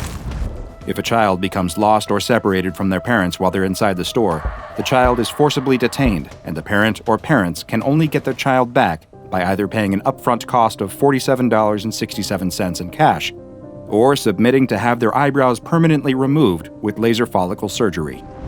There are also several dozen hidden trapdoor mechanisms beneath the floor in various parts of the building, each one triggered by some strange and arbitrary condition, such as saying the word Wednesday, or by not saying the word Wednesday. The triggers are updated each day and displayed on the store's website in several dead languages, including Latin, Koine Greek, Phoenician, and Punic. Each of these trapdoors drops into deep shafts filled with some kind of hazard, such as spikes, glitter, or poisonous snakes. Yes, that's poisonous, not venomous. The snakes are only dangerous when eaten, but victims have reported that they seem incredibly appealing, which makes resisting them rather difficult. A section on the far side of the store is marked Starving for Savings and Discounts ad Bestias, where all the products are fenced off and also marked down by 70% or more. However, the products are guarded by no less than 15 hungry lions. Store-branded fishing rods, telescopic grabbing mechanisms, and drones are available to rent for the explicit purpose of retrieving items remotely, although this will result in far higher costs, so you will have to brave the lions in order to attain those incredible deals. There's also a roughly 5% chance that after checkout, your cashier will ask you to kiss them on the lips. If you refuse, they'll burn your purchases in front of you, and you won't receive a refund. If you do kiss them, there's a 1 in 3 chance that the cashier will have an anomalous toxin on their lips that will cause you to drop dead instantly. And every day, at an arbitrary time between the hours of 3 p.m. and closing time, the lions will be released from the discount section to roam the store, and only 2 checkout lines will remain open. All items will be free during this period, but they must be scanned one by one. The SCP Foundation is currently exploring links between SCP-4703 and 2 other anomalies like SCP-2030 and SCP-1459, the former being the cursed hidden camera show Laugh is Fun, and the latter being a nightmarish vending machine that murders puppies and dispenses a variety of cookies in exchange. So then, if it is so dangerous, why doesn't the SCP Foundation simply block access to "yeah, we're totally going to sell you this"? Unfortunately, thanks to the anomalous legal effect created by SCP-4703, the Foundation can't just storm in or physically contain the building, so instead, they attempt to divert as many customers away from 4703 as possible. To do this, the Foundation has started a rival supermarket across the street, named Super Competitive Prices LLC. Sheldon M. Katz Esquire is an SCP Foundation lawyer and bureaucromancer, a thaumatologist skilled in the art of interfacing with anomalously bureaucratic SCPs, and he is spearheading the Foundation legal team's efforts into combating SCP-4703. Untangling the complex web of legality around SCP-4703 is a full-time job after all, and in the following memo, Mr. Katz did all he could to articulate the sheer enormity of the problem they're dealing with. He writes, "Counteraction of SCP-4703's legal anomalies is a top-level priority for our department, and we are making every effort to resolve the matter in a way which minimizes loss of life and economic detriment. We have received a significant number of inquiries regarding the mechanism of SCP-4703's indisputable legality. Unfortunately, there are no easy answers. Law is a human concept. It exists on paper because we write it down. It exists in practice because we enforce it. Generally, we interpret and exercise the law through the scrutiny of semantics, intent, and precedent. Yet, bureaucratic hazards such as SCP-4703 are not necessarily predicated on such things. In fact, the law as most know it has very little to do with the matter. While it's not a perfect comparison, one could say that baseline law is to anomalous law as arithmetic is to algebra. Both are recognized as mathematics, but the latter is more abstract. Imagine that Timmy and Sally each have 2 apples. If Timmy gives Sally his apples, then Sally should end up with 4. But she doesn't. She has 10. How can this be? Sally recounts the apples and reenacts the scenario over and over, but there is no mistake. 2 and 2 make 10. It is an incontrovertible fact. You see, even if anomalies are irrational, they are factual, and it is essential that one accepts this if they wish to develop a countervailing methodology. Once Sally accepts that her 4 apples have become 10, She reevaluates her radix and decides to recount the apples in base 4. Suddenly, the 10 apples are 10 apples. 10 is 4 in base 4, which is the appropriate number of apples. Eureka! Sally collects another 4 apples, bringing the total to 20, which is 20, which is 8, which confirms that her new paradigm aligns with the abnormality. Form follows function according to the function of the form, and at last, everything makes sense. Except none of it does, really. A well-behaved reality oughtn't conflate the concrete with the abstract. If you initially perceived a countable sum of 10 apples in base 10, then the equivalent number of apples in base 4 should be 22, since it stands to reason that changing your subjective view of an outcome oughtn't alter the physical materials in the equation. However, we live in a very naughty reality which may, on a whim, allow a young girl to wield apples unbeholden to thermodynamics. This explanation is inadequate, of course, but hopefully it goes a small way toward helping you understand why the legal department is currently occupied with a comprehensive redrafting of Texas corporate law in a quaternary semiological system. This in itself would be an exceptional feat even for the most skilled of bureaucromancers, and it is further compounded by the necessary incorporation of contingency clauses against the self-aware fact patterns that keep legitimizing rabid lions into existence inside my goddamn bathroom. We are grateful to you, our valued colleagues, for your patience and cooperation as we work together toward a solution. The Foundation is currently conducting a 3-pronged attack against the forces of SCP-4703, the first being the super competitive prices LLC competitive store. The second is the tireless efforts of Mr. Katz and his team against the trifling legal issues of SCP-4703, and the third is outright infiltration and espionage. Of course, when you're going behind enemy lines, it's crucial that the proper operative is selected for the job. It can't just be anyone dropped into a high-pressure situation like this, especially considering the rapidly evolving nature of SCP-4703's conditions. The SCP Foundation was more than aware that they might only get one shot at getting one of their own in and out of the building. For this task, they selected Field Agent Felicity Blandina, codename Karen of Justice. Blandina was uniquely qualified for a job like this. In personality tests conducted on all Foundation agents to test loyalty, they consistently found Blandina to be one of the most obtuse and shameless agents on the Foundation payroll. During group lunches with other staff members, she has been reported numerous times sending meals back to the kitchen when she felt they were unsatisfactory. And Foundation cyber analysts have detected multiple posts on various social media networks made by her, directly tagging and criticizing brands that provided products or services she perceived as being subpar. While these qualities made her a terror to the customer service staff in her local area, they made her the ideal candidate for bypassing the bureaucratic stronghold of SCP-4703. If anyone could do it, it would be Field Agent Felicity Blandina. She was sent into the building with an expired coupon under the pretense of being an unhappy customer. She spoke to a sales assistant inside the store named Daniel Paulson, who explained to her that her coupon was denied because it was only applicable when the recipient submitted to ritual castration performed by the SCP-4703 staff.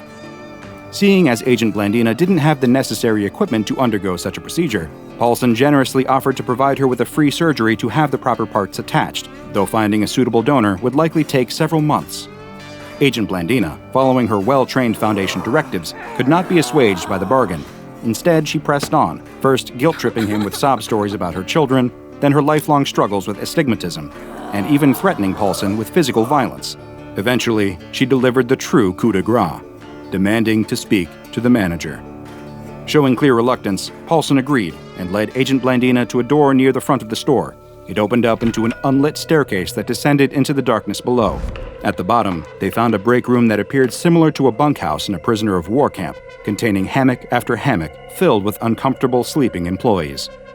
Paulson informed Agent Blandina that some of the people who work at the store were once normal civilians who'd been exploited with a number of legal loopholes, and now lived inside the store full-time. Some, for example, had stayed in past closing time, which had resulted in them becoming store property for a minimum of a year. Paulson himself had entered a raffle for an abs transplant, and instead won servitude at SCP-4703, which he couldn't legally turn down thanks to the powerful anomalous laws of the store. As Paulson and Agent Blandina ventured deeper into the bowels of the staff area, they passed 11 unmarked doors, before finally stopping in front of the 12th and last one. She opened the door and discovered shelves and stacked boxes within.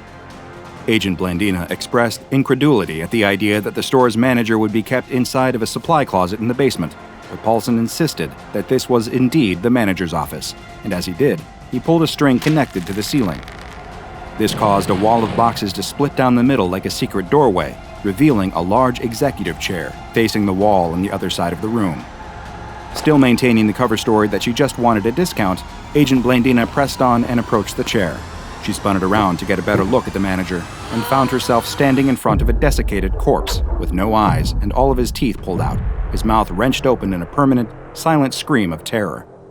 Paulson identified this man as Mr. Venatio Haruspice, the manager of SCP-4703. Paulson would have told Agent Blandina that his boss was a corpse earlier, but to do so was against the rules. Agent Blandina sighed and grumbled, "I feel like I should have expected this." Paulson assured Agent Blandina that she could still make her complaint, though, and the owner of the store would eventually hear it. As Paulson understood it, the body known as the manager acted almost like a kind of telephone, sending messages through to the owner. The owner would then reply through faxed messages hidden inside the cereal boxes that acted as the only food source of the staff trapped within. This Kafkaesque nightmare just kept getting worse and worse, but Agent Blandina refused to give up that easily. Agent Blandina asked him to explain the exact nature of the manager's condition to her. Paulson replied, "I know that he's legally our manager. I know that he's, well, what he is. I know that one of us always has to kiss him goodnight at closing time. I know that if we tell him something, the owner knows, but the owner seems to know everything that happens here anyway, so I can't be certain that's related. What else? I know that he's empty, or hollow. Actually, hollow's probably a better word." Agent Blandina leaned in a little further to see what exactly Paulson meant by that, only to make a horrifying discovery. The manager wasn't a whole corpse. He was just desiccated skin, a husk somehow propped up into the shape of a corpse. When Agent Blandina asked why Paulson specified hollow and not empty, he told her that it was because a noise was sometimes heard emanating from within the skin husk. Agent Blandina wisely refused to put her ear anywhere near the manager's gaping, toothless mouth, and instead fed the hidden microphone she had been wearing down into the husk's throat. Before Paulson had time to remark on the strangeness of this, sirens and alarms began going off all around them. Paulson began to panic, yelling that the lions were incoming, and the duo needed to move quickly to get out of harm's way.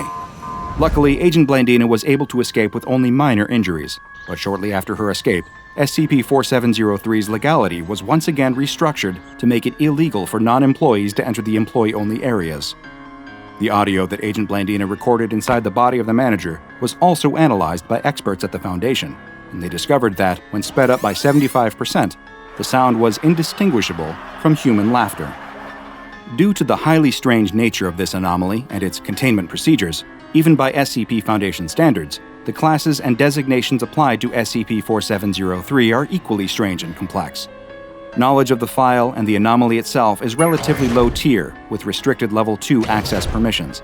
Due to the immense difficulty in keeping SCP-4703 hidden or contained, thanks to its unique legal situation, it has been given the Object Class Keter. This, however, is where things get even stranger. The SCP-4703 store has a rare secondary object class, Truculent. This classification is likely to be unfamiliar to most, but it is used in the specific situation when an item is unpredictable and often transformative, and the containment measures around it must be consistently updated and evolved in order to meet its containment needs. It has the Level 3 or Kenic disruption class, meaning that it has a roughly medium potential to cause disruption, though this disruption is likely to be confined to a relatively local area. And finally, it has the Risk class Warning, meaning that it presents a high risk to all who interact with it, complete with the possibility of causing severe harm, including death, though legally, due to a missive sent from the law firm working in association with SCP-4703, I am obliged to tell you that it's mainly because the bargains at "yeah, we're totally going to sell you this" are simply to die for, which is perfectly legal, thank you very much. Its leathery wings spread out, tattooed in arcane symbols of cultures long wiped out. Its clawed feet pad the linoleum, each step leaving a black scorch mark that stinks of brimstone. Steaming drool drips from the creature's burning tusks, nestled in concentric circles beneath its glowing, blood-red eyes. Its terrible gaze has already locked onto its prey, its quarry, and nothing will possibly deter it from getting what it wants. Fair trade organic bananas, 25% off. What a steal.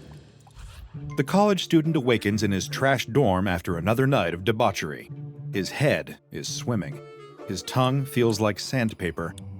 The room is littered with empty cans, solo cups, and bottles, and his roommate is still out cold next to him, having had his face graffitied by some jokester with a black marker. But the college student isn't thinking about the night before, not that he could remember any of it anyway. He's thinking about his rumbling stomach. He needs to get some food and a drink in him or else he's going to feel terrible all day. He knows exactly what he needs: a bacon omelet and a tall, cool glass of OJ, the breakfast of champions. There's only one problem. When the college student checks the communal fridge, he sees that there is no orange juice and no eggs. That's when a flood of memories washes over him, less like a cool, refreshing sea breeze and more like being waterboarded. The previous night, he and his idiot friends had made that delicious, life-saving orange juice disappear into a series of screwdrivers, and in their altered state, they'd thrown all the eggs at each other. Man, he thinks, this is embarrassing. I've really got to get my act together. But before he can get any sweeping life changes put in place, he still needs to solve the breakfast conundrum: bacon omelet and a tall glass of OJ or bust. He throws on a light jacket, puts on his shoes, makes sure his roommate is lying on his side just to be safe, and heads out into town. That's where he'll find the means to make his breakfast dreams a reality. On his omelet odyssey, the college student passes a few of the local boutique cafes. They probably have what he needs, but on a student's budget, especially considering the money he probably blew on the previous night's rager. He thinks it's more economical to just buy the ingredients and make the breakfast himself. His mom and dad had always told him that college was about building life skills, after all. But that's when a second problem presents itself.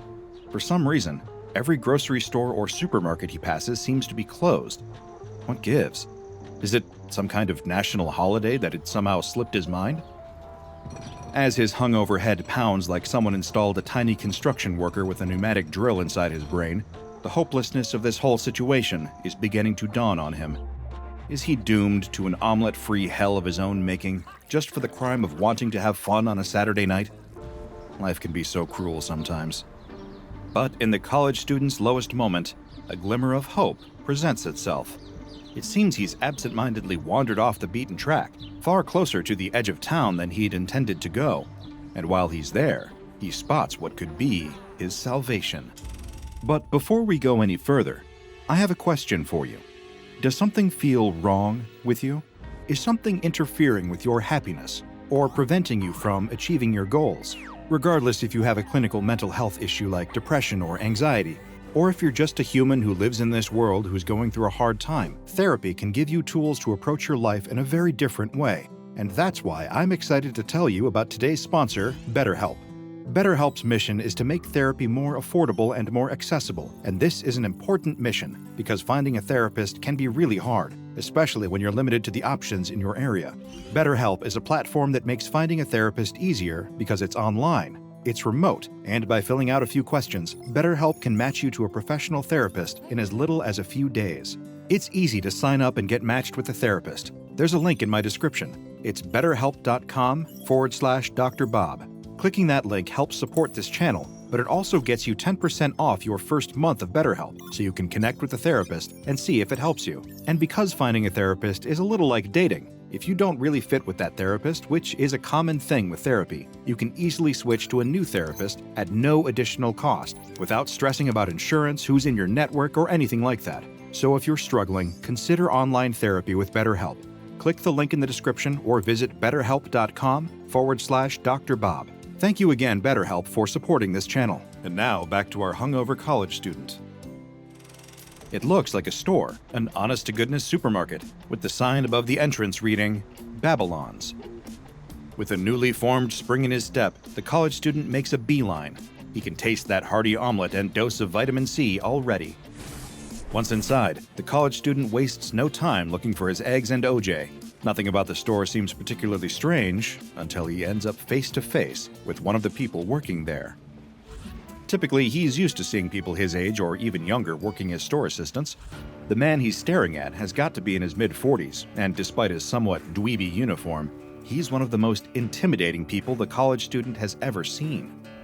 His large, muscular arms bulge out of the baby blue uniform shirt, covered in what looks like intimidating gang tats. The man's head is completely shaved, with a long scar underneath one eye and a series of teardrop tattoos under the other. The college student can't help but think, holy hell, have they started hiring death row inmates here? Strangely, this incredibly scary man looks more nervous to see the college student in here. Like having a customer in the store was a scenario they somehow hadn't covered in the employee training manual.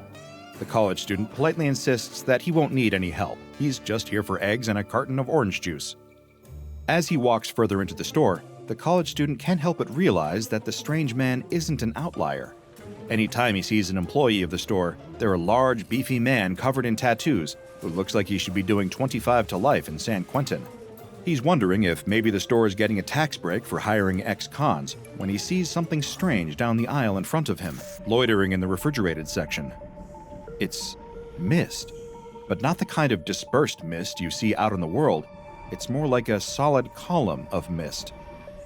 If the college student didn't know any better, he might have even thought that the column of mist was oddly humanoid. But he blinks and the mist is gone. So maybe it was just some strange product of his hungover imagination. He thinks, man, I hope I didn't party so hard I gave myself brain damage. He continues his egg quest, undeterred by the strangeness that he's seen so far. But another problem seems to be presenting itself. All of the products here are a little strange and unfamiliar. Without even trying, he's somehow found himself in the candy section, and despite having a youthful sweet tooth, he doesn't recognize any of the brands around him. One that catches his eye is a ghost-shaped candy labeled Candied Souls, which he thinks to be a strangely morbid name. He gives the candy a light squish to see if it's gummy or a hard candy, but when he does, it lets out an almost imperceptible, ghostly wail. The noise is still enough to shock the college student into dropping it. The candied soul falls to the ground, where it bounces once and then comes to rest. He looks up to the section on the shelf he picked it up from, and to his astonishment, a new one appears to replace the other one, right before his eyes. It just materializes out of thin air. Impossible. Before the college student's mind can even process all the implications of the thing he's just seen, he turns to see an immense being entering the aisle next to him, shaking the ground with each footstep. It's easily 7 or 8 feet tall, with leathery, dragon-like skin and long, twisted horns emerging out of its skull. The monster lumbers, its tail whipping with excitement, its fangs borne. The monster speaks in a deep, rumbling voice like a volcano preparing to erupt. Oh, they've got a special on Candied Souls. It's my lucky day. Without a moment's hesitation, the college student screams and runs in the opposite direction. There's a monster in the store, a demon, something straight out of hell. And even though the demon doesn't seem to be behaving aggressively, in fact, it's downright confused as to why the college student decided to scream and run, the college student is racked with mortal fear. Screw the orange juice, screw the omelet, he needs to get out of here before he's turned into breakfast. In fear's grasp, he isn't thinking logically. He's just running around the store in incoherent terror, trying not to be caught by beings that aren't even chasing him. Strangely, he does notice out of the corner of his eye that the staff aren't freaking out. They're acting like the freakish creature in the store is perfectly normal, just another run-of-the-mill customer. This place is clearly completely insane. On the way to the exit, the college student finds himself frozen at the front windows, staring out at the madness occurring in the parking lot. A series of cars have pulled up on the asphalt as the doors of the cars open, and a menagerie of nightmarish impossibilities pour out.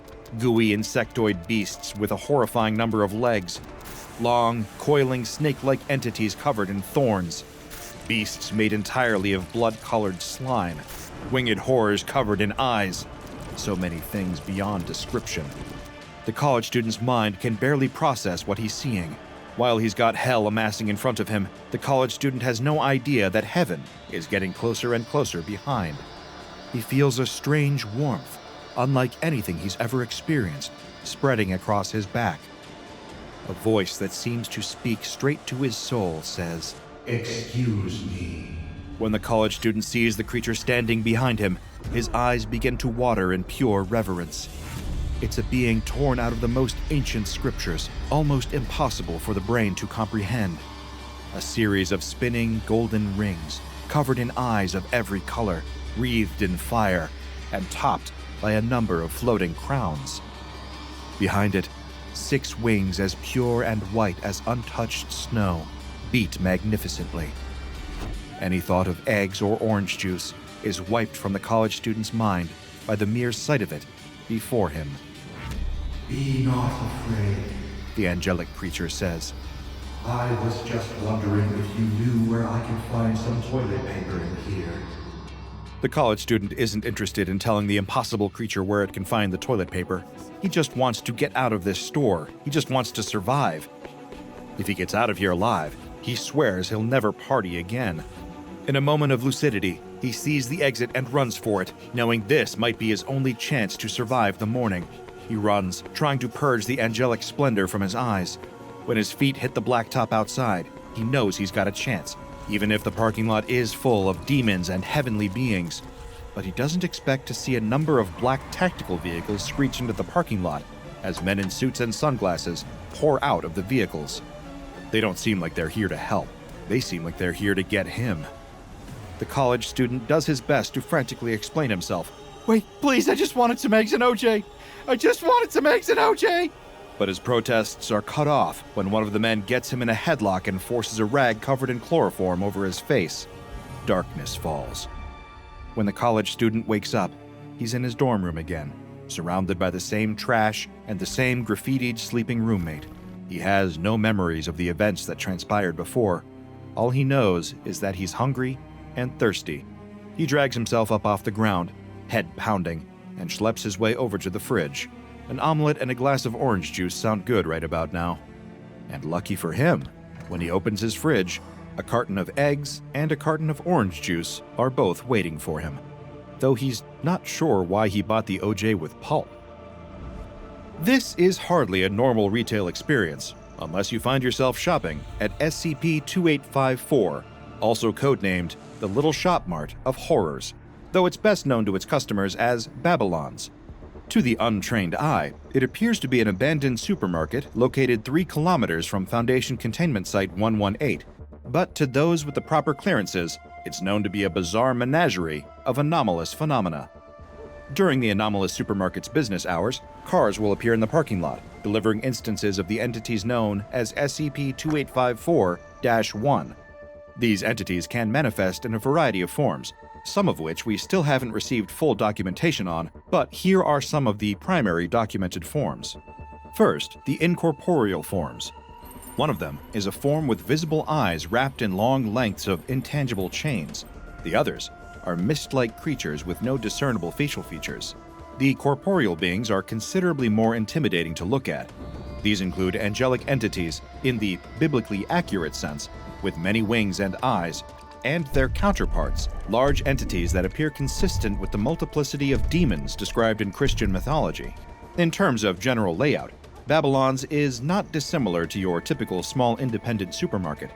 There are checkout lanes, a stock room, and multiple aisles of products. I imagine you're probably wondering what kind of products they sell at Babylon's, and lucky for you, we have some declassified files on that too. One available confectionery product is a candy labeled Candied Souls, a gummy shaped like a cartoon ghost, packaged in pink wrapping paper.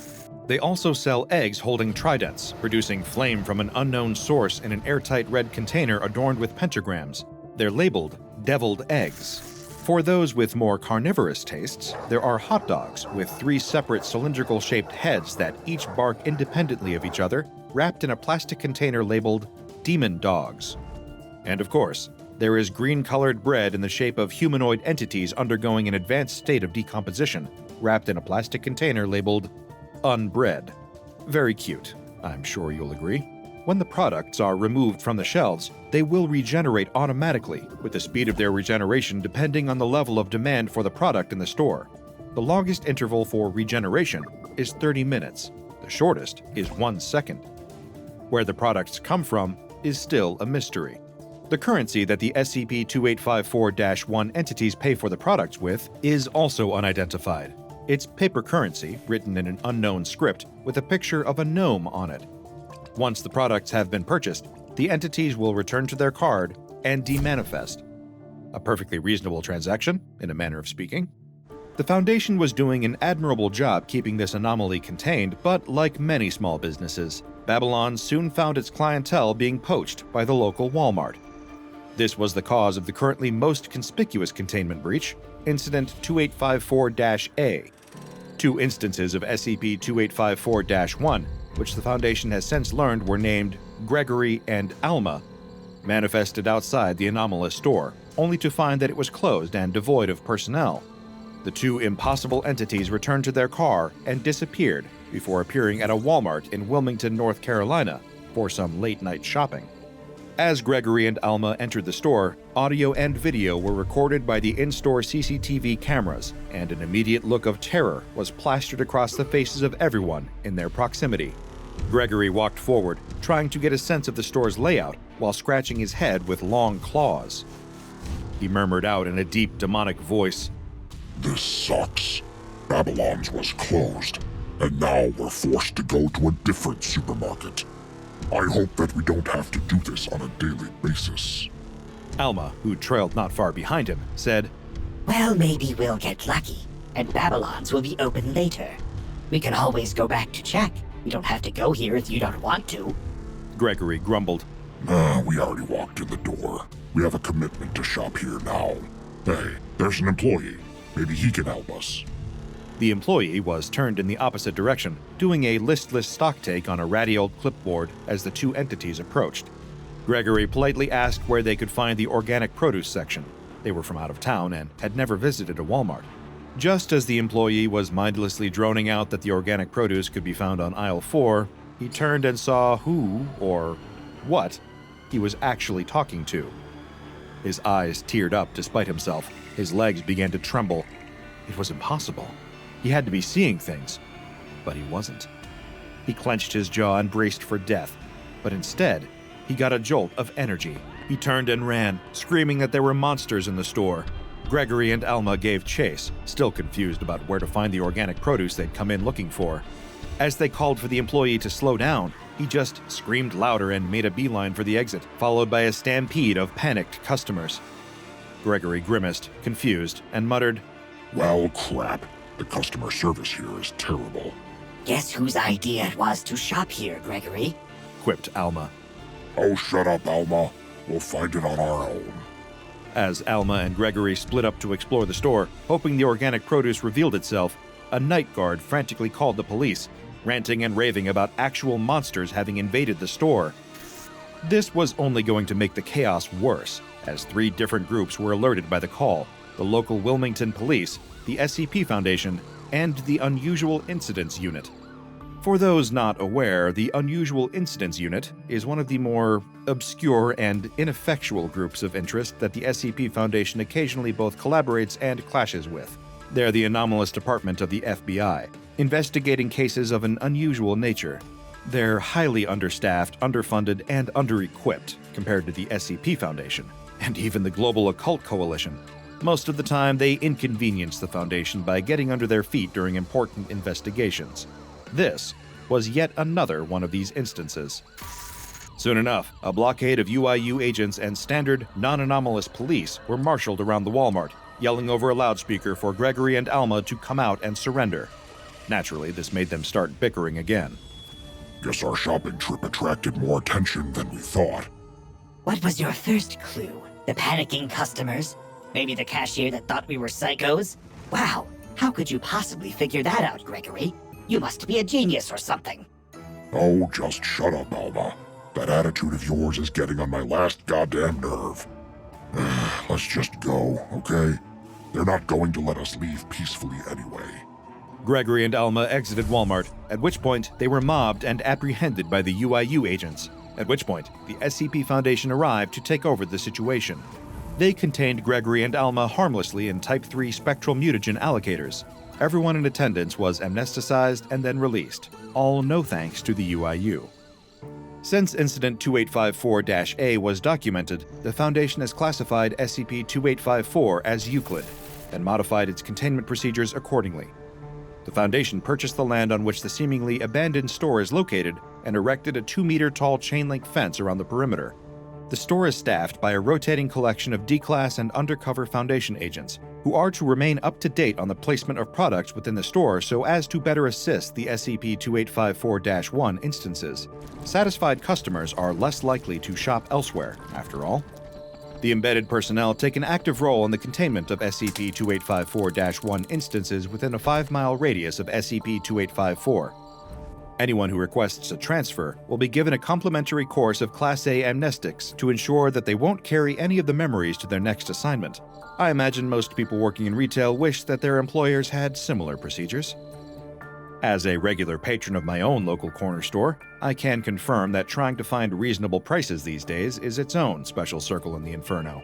But as long as we don't find ourselves wandering the Isles of Babylons, then perhaps we could all be doing a lot worse. The D-Class runs through the halls of an empty grocery store with nothing but darkness around him. He turns corner after corner, searching for a door, but there are only endless aisles and stretches of blank walls. Nowhere to go, nowhere to run. Behind him, he can hear a soft, wet, gurgling sound. He turns, eyes wide in horror, and something pulls him down into the floor below, swallowing his screams. The day is drawing to a close, the sun dipping over the horizon as families across the small town wash up after dinner, placing their dirty dishes in the sink and starting to wind down for the evening. For those rare few with office jobs in this town, the workday stopped at 5 p.m., and now there's nothing but rest ahead of them until the day begins fresh again in the morning. But for the employees working the graveyard shift at the local, woefully understaffed grocery store, the day is far from over. There's closing time at 10 p.m., then cleaning, locking up for the night, and eventually, mercifully, clocking out. One of the workers, a young woman, watches the clock through heavy eyes, threatening to close. She shouldn't have picked up this extra shift.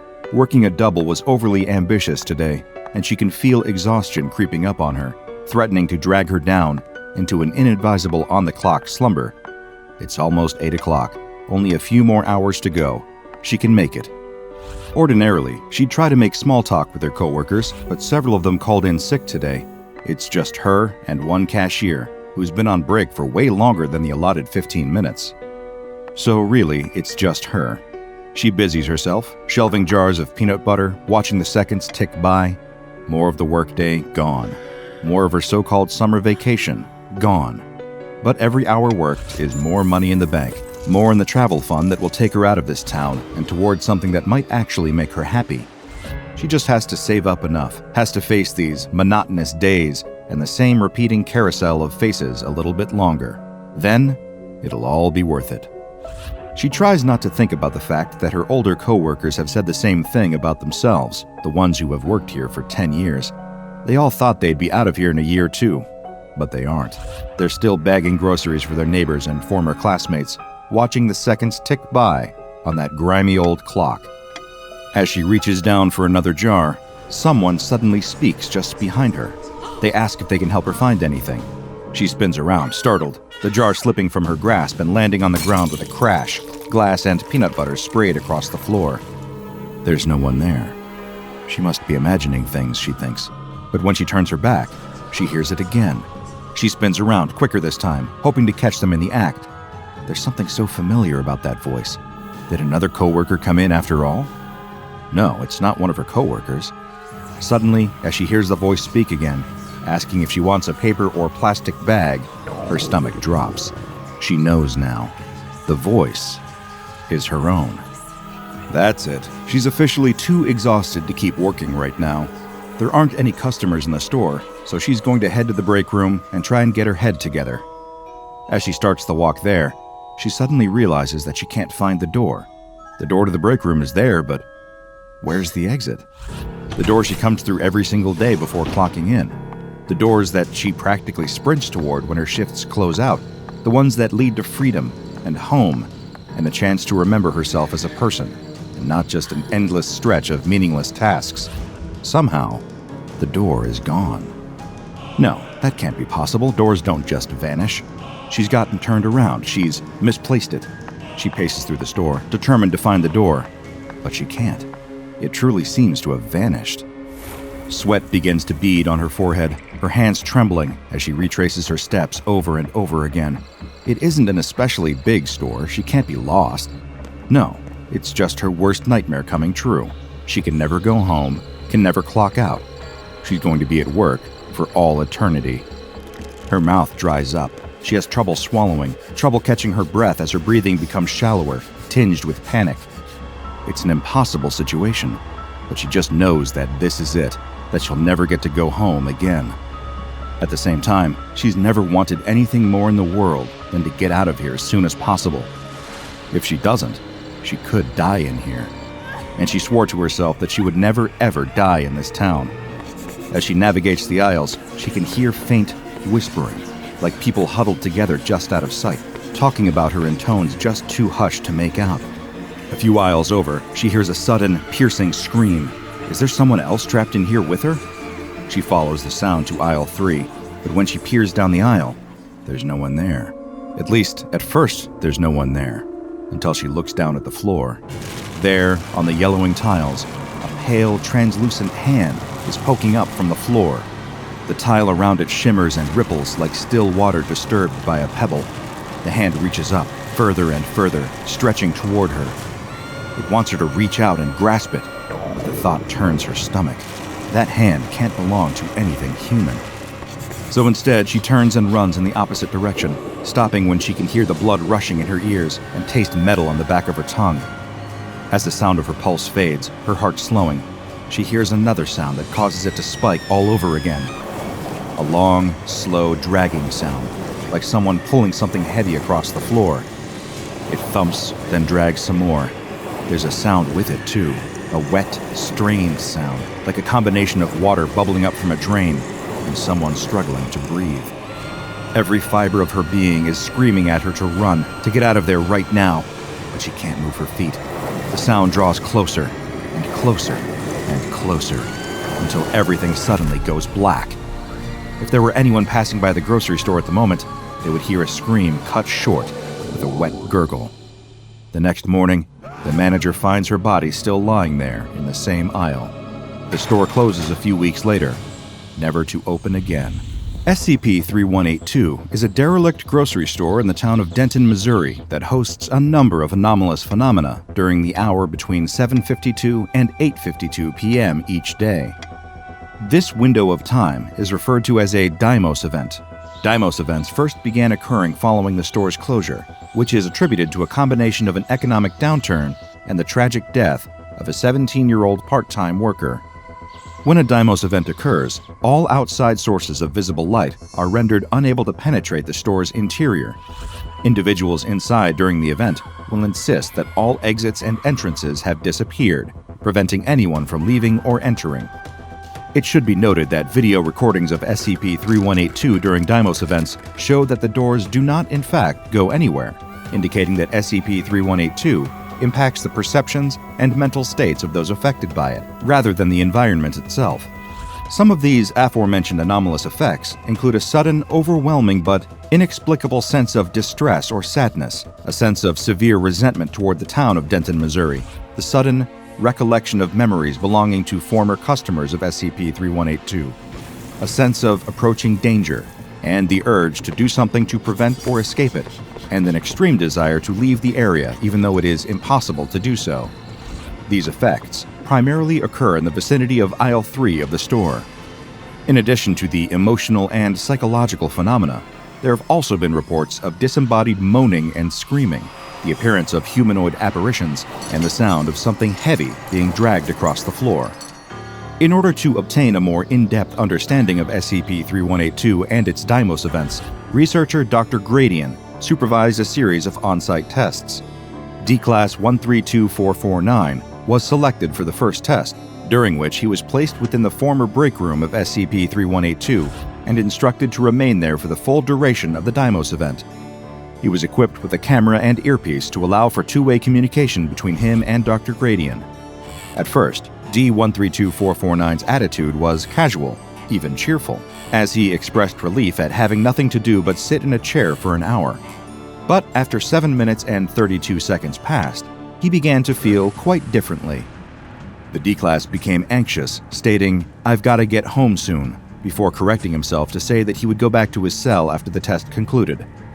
22 minutes and 19 seconds passed, and D-132449 became increasingly uneasy, asking Dr. Gradian if he could hear a strange sound. The noise was not detected on the video feed, but D-132449 insisted that he could hear something, and traced the sound to the broken microwave on a nearby table. In this close proximity, the video feed picked up the sound, a soft gurgling from within the closed microwave. Dr. Gradian recommended that the D-Class not interact with the microwave and that he return to his seat. The man refused, insisting that he had to know what was going on with the microwave. The gurgling sound grew louder and more intense, and Dr. Gradian insisted more strongly that the D-Class not open the microwave. But the man did not listen. He opened the microwave, and the video feed cut to black. The remains of D-132449 were later located throughout the plumbing system of SCP-3182. An inspection of the break room microwave found a viscous black liquid inside, which was extracted and taken to a nearby Foundation site. Analysis of the liquid's makeup concluded that it was genetically identical to several hundred past and current residents of the town of Denton, Missouri. During the next test, D-342089 was instructed to examine Aisle 3 during a Deimos event. First, however, he began in the break room. Before beginning the test, Dr. Gradian gave a strong recommendation that the man avoid pursuing the source of any gurgling sounds he might hear. D-342089 asked why, but Dr. Gradian dodged the question, instead asking the D-Class to move toward Aisle 3. Halfway there, he paused, spotting the words, "Get out of here right now," scratched into the wall over the main entrance. The D-Class remarked that this would be impossible given the lack of doors in SCP-3182. He would not respond to any reminders from Dr. Gradian that there were, in fact, doors in the building, particularly the very entrance door he had walked through to get inside. As D-342089 advanced further into the eerie, darkened store, almost at the infamous Aisle 3, Dr. Gradian checked in regarding his mental state. Aside from the atmosphere, which he deemed pretty damn spooky, D-342089 did not report any adverse mental effects. Before he could elaborate any further on how he was feeling, however, he quickly discovered that he was not alone in the store. A figure, a female humanoid in shape, stood at the other side of Aisle 3. She wore a simple shirt and flared jeans, and if one glanced at her quickly, she might pass for an ordinary girl, but she wasn't. As the D-Class stared at her, he could see her face shifting from ordinary human features to a warped imitation of a face, eyes, nose, and mouth moving out of place and drifting into abnormal configurations. As she raised a hand, he could see that it was a formless, fingerless blob. This was too much for D-342089. The panicked man fumbled around on the shelf next to him, searching for a makeshift weapon. He grabbed a cardboard box and prepared to throw it at the apparition. In response, she shook her head rapidly, warped features frozen in a look of terror. She opened her mouth, and the sound of hundreds of opening cash registers came out. She shook her head even harder, trying to communicate something vital to the D-Class. He refused to listen to the apparition or to Dr. Gradian, who warned him not to do anything rash. But he did do something rash. He threw the box at the entity with all his might, and as it made contact, he could hear a soft gurgling sound just behind him. Then, just as it did before, the video cut out. After the Deimos event concluded, D-342089 was found alive in a dumpster outside SCP-3182. He was, however, missing something: his skin. An investigation of the interior found that the message he had seen written on the wall had completely vanished following the event. During the third test, D-693221 was placed in Aisle 3 and directed to remain there for the duration of the entire Deimos event. Like the other D-Class before her, she was equipped with a camera and an earpiece. As the event began, she reported feeling extremely cold. Dr. Gradian suggested that she remain as calm as possible. She refused, insisting that she needed to leave as soon as possible. When she turned to leave, however, the apparition was standing at the other side of the aisle. Again, she repeated, "I need to get out of here right now. I need to get out of here right now." In response, the apparition nodded in agreement. Dr. Gradian reminded the D-Class that SCP-3182 would not permit her to leave, and she replied, "I need to get out of here right now, or I'll wind up like her." When pressed for further explanation, the terrified D-Class insisted that she didn't understand what she was saying. It was as if the words were being shoved into her mouth, into her mind. She turned to move toward the entrance, and a soft gurgling was suddenly heard. Dr. Gradian warned her to stop moving immediately, and she froze in her tracks. Once she had calmed enough to respond to further instructions, she was ordered to turn and look at the apparition, or rather, as Dr. Gradian referred to it, the ghost. When she met the ghost's eyes, it was shaking its head fervently, eyes wide with fear. The floor beneath it shifted like liquid, the gurgling sound growing louder and louder until human arms burst through the floor, grabbing the ghost and dragging it down out of sight. The ghost gestured frantically toward the exit doors, screaming until it disappeared beneath the floor. The gurgling stopped, the floor was still, and all was quiet for a moment. Then, D693221 was in full panic mode once more, repeating over and over again, "I need to get out of here right now." She repeated this constantly for the remainder of her video footage, running through SCP-3182 frantically, screaming and searching desperately for an exit. Dr. Gradian attempted to direct her, to calm her in some way, but it was as if she could not hear a word he said. She was lost in the dread, lost in the dark. After the Deimos event was through, D693221 was found healthy and unharmed, at least physically. There were no more scheduled tests after this, and she was administered amnestic treatment and returned to the prison population with a reduced sentence. While the woman formerly known as D693221 carried on with her life, the research team reviewed the footage from her test. One researcher analyzed a distinct tattoo visible in one of the spectral arms that reached up from the floor, matching it to that of a man called Colin Mathers. Mathers is the former manager of SCP-3182 and has no reason to be manifesting as a ghostly arm in his abandoned former workplace, given that he is both alive and, as far as anyone can tell, completely ordinary. That is to say, very much not a ghost. Further investigation into the apparition of the girl was conducted, including a series of interviews with past regulars and employees of SCP-3182. Many of those interviewed recounted anomalous activity far before the closing of the store, including an unseen entity that would mimic their voices. This particular detail inspired the research team to conduct one more test.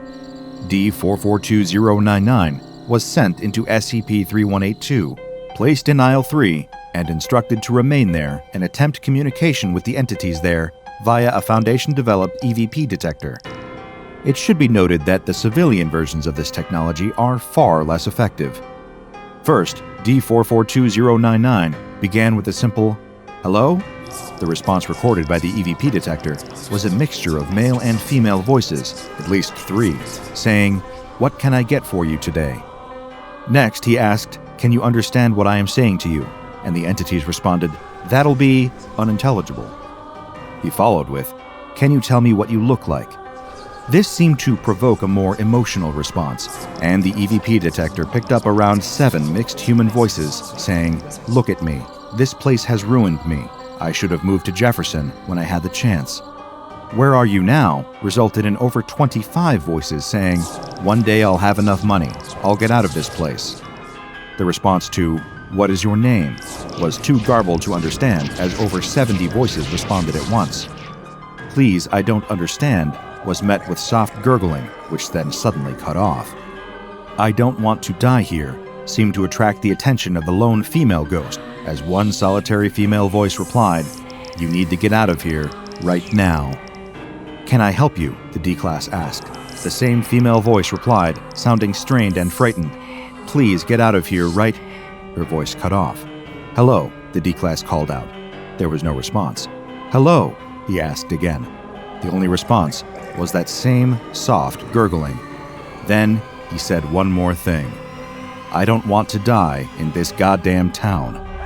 The recorded response was uproarious, cacophonous laughter belonging to a chorus of over 10,000 voices. The sound was nearly deafening. There are undercover Foundation personnel stationed outside of SCP-3182, instructed to prevent any civilians from entering the premises. Civilians who ask follow-up questions are to be given the cover story involving unstable construction. Any past witnesses to a Deimos event must be located and given amnestics dosed in relation to their level of exposure. Because the town of Denton is relatively isolated, any affected individuals should be easy to track down. No Foundation personnel are permitted to enter SCP-3182 during a Deimos event. Any testing conducted during a Deimos event must be approved by at least one Level 3 personnel. However, if any personnel report hearing a soft, gurgling sound while inside the building, they are ordered to vacate immediately. SCP-3182 is a tragic mystery, an abandoned, decaying piece of a town steeped in misery. Like the town itself, it is filled with fear and uncertainty, with a pervasive sense of hopelessness, of no way out during the darkest moments. I have heard from time to time the expression, dead-end job, and I understand it to apply fairly well in this case. Those working at SCP-3182 while it was open seemed to fill the place with so much misery, so much dread and resentment, that something anomalous began to take root. Something, for 1 hour a day, makes those fears real. The people in SCP-3182 believed it to be a dead end, a place where hopes and dreams go to die. And now, it is. Check out the DrBob Patreon and become a junior researcher today. Now go and watch another entry from the files of DrBob, like SCP-2740, It Wasn't There.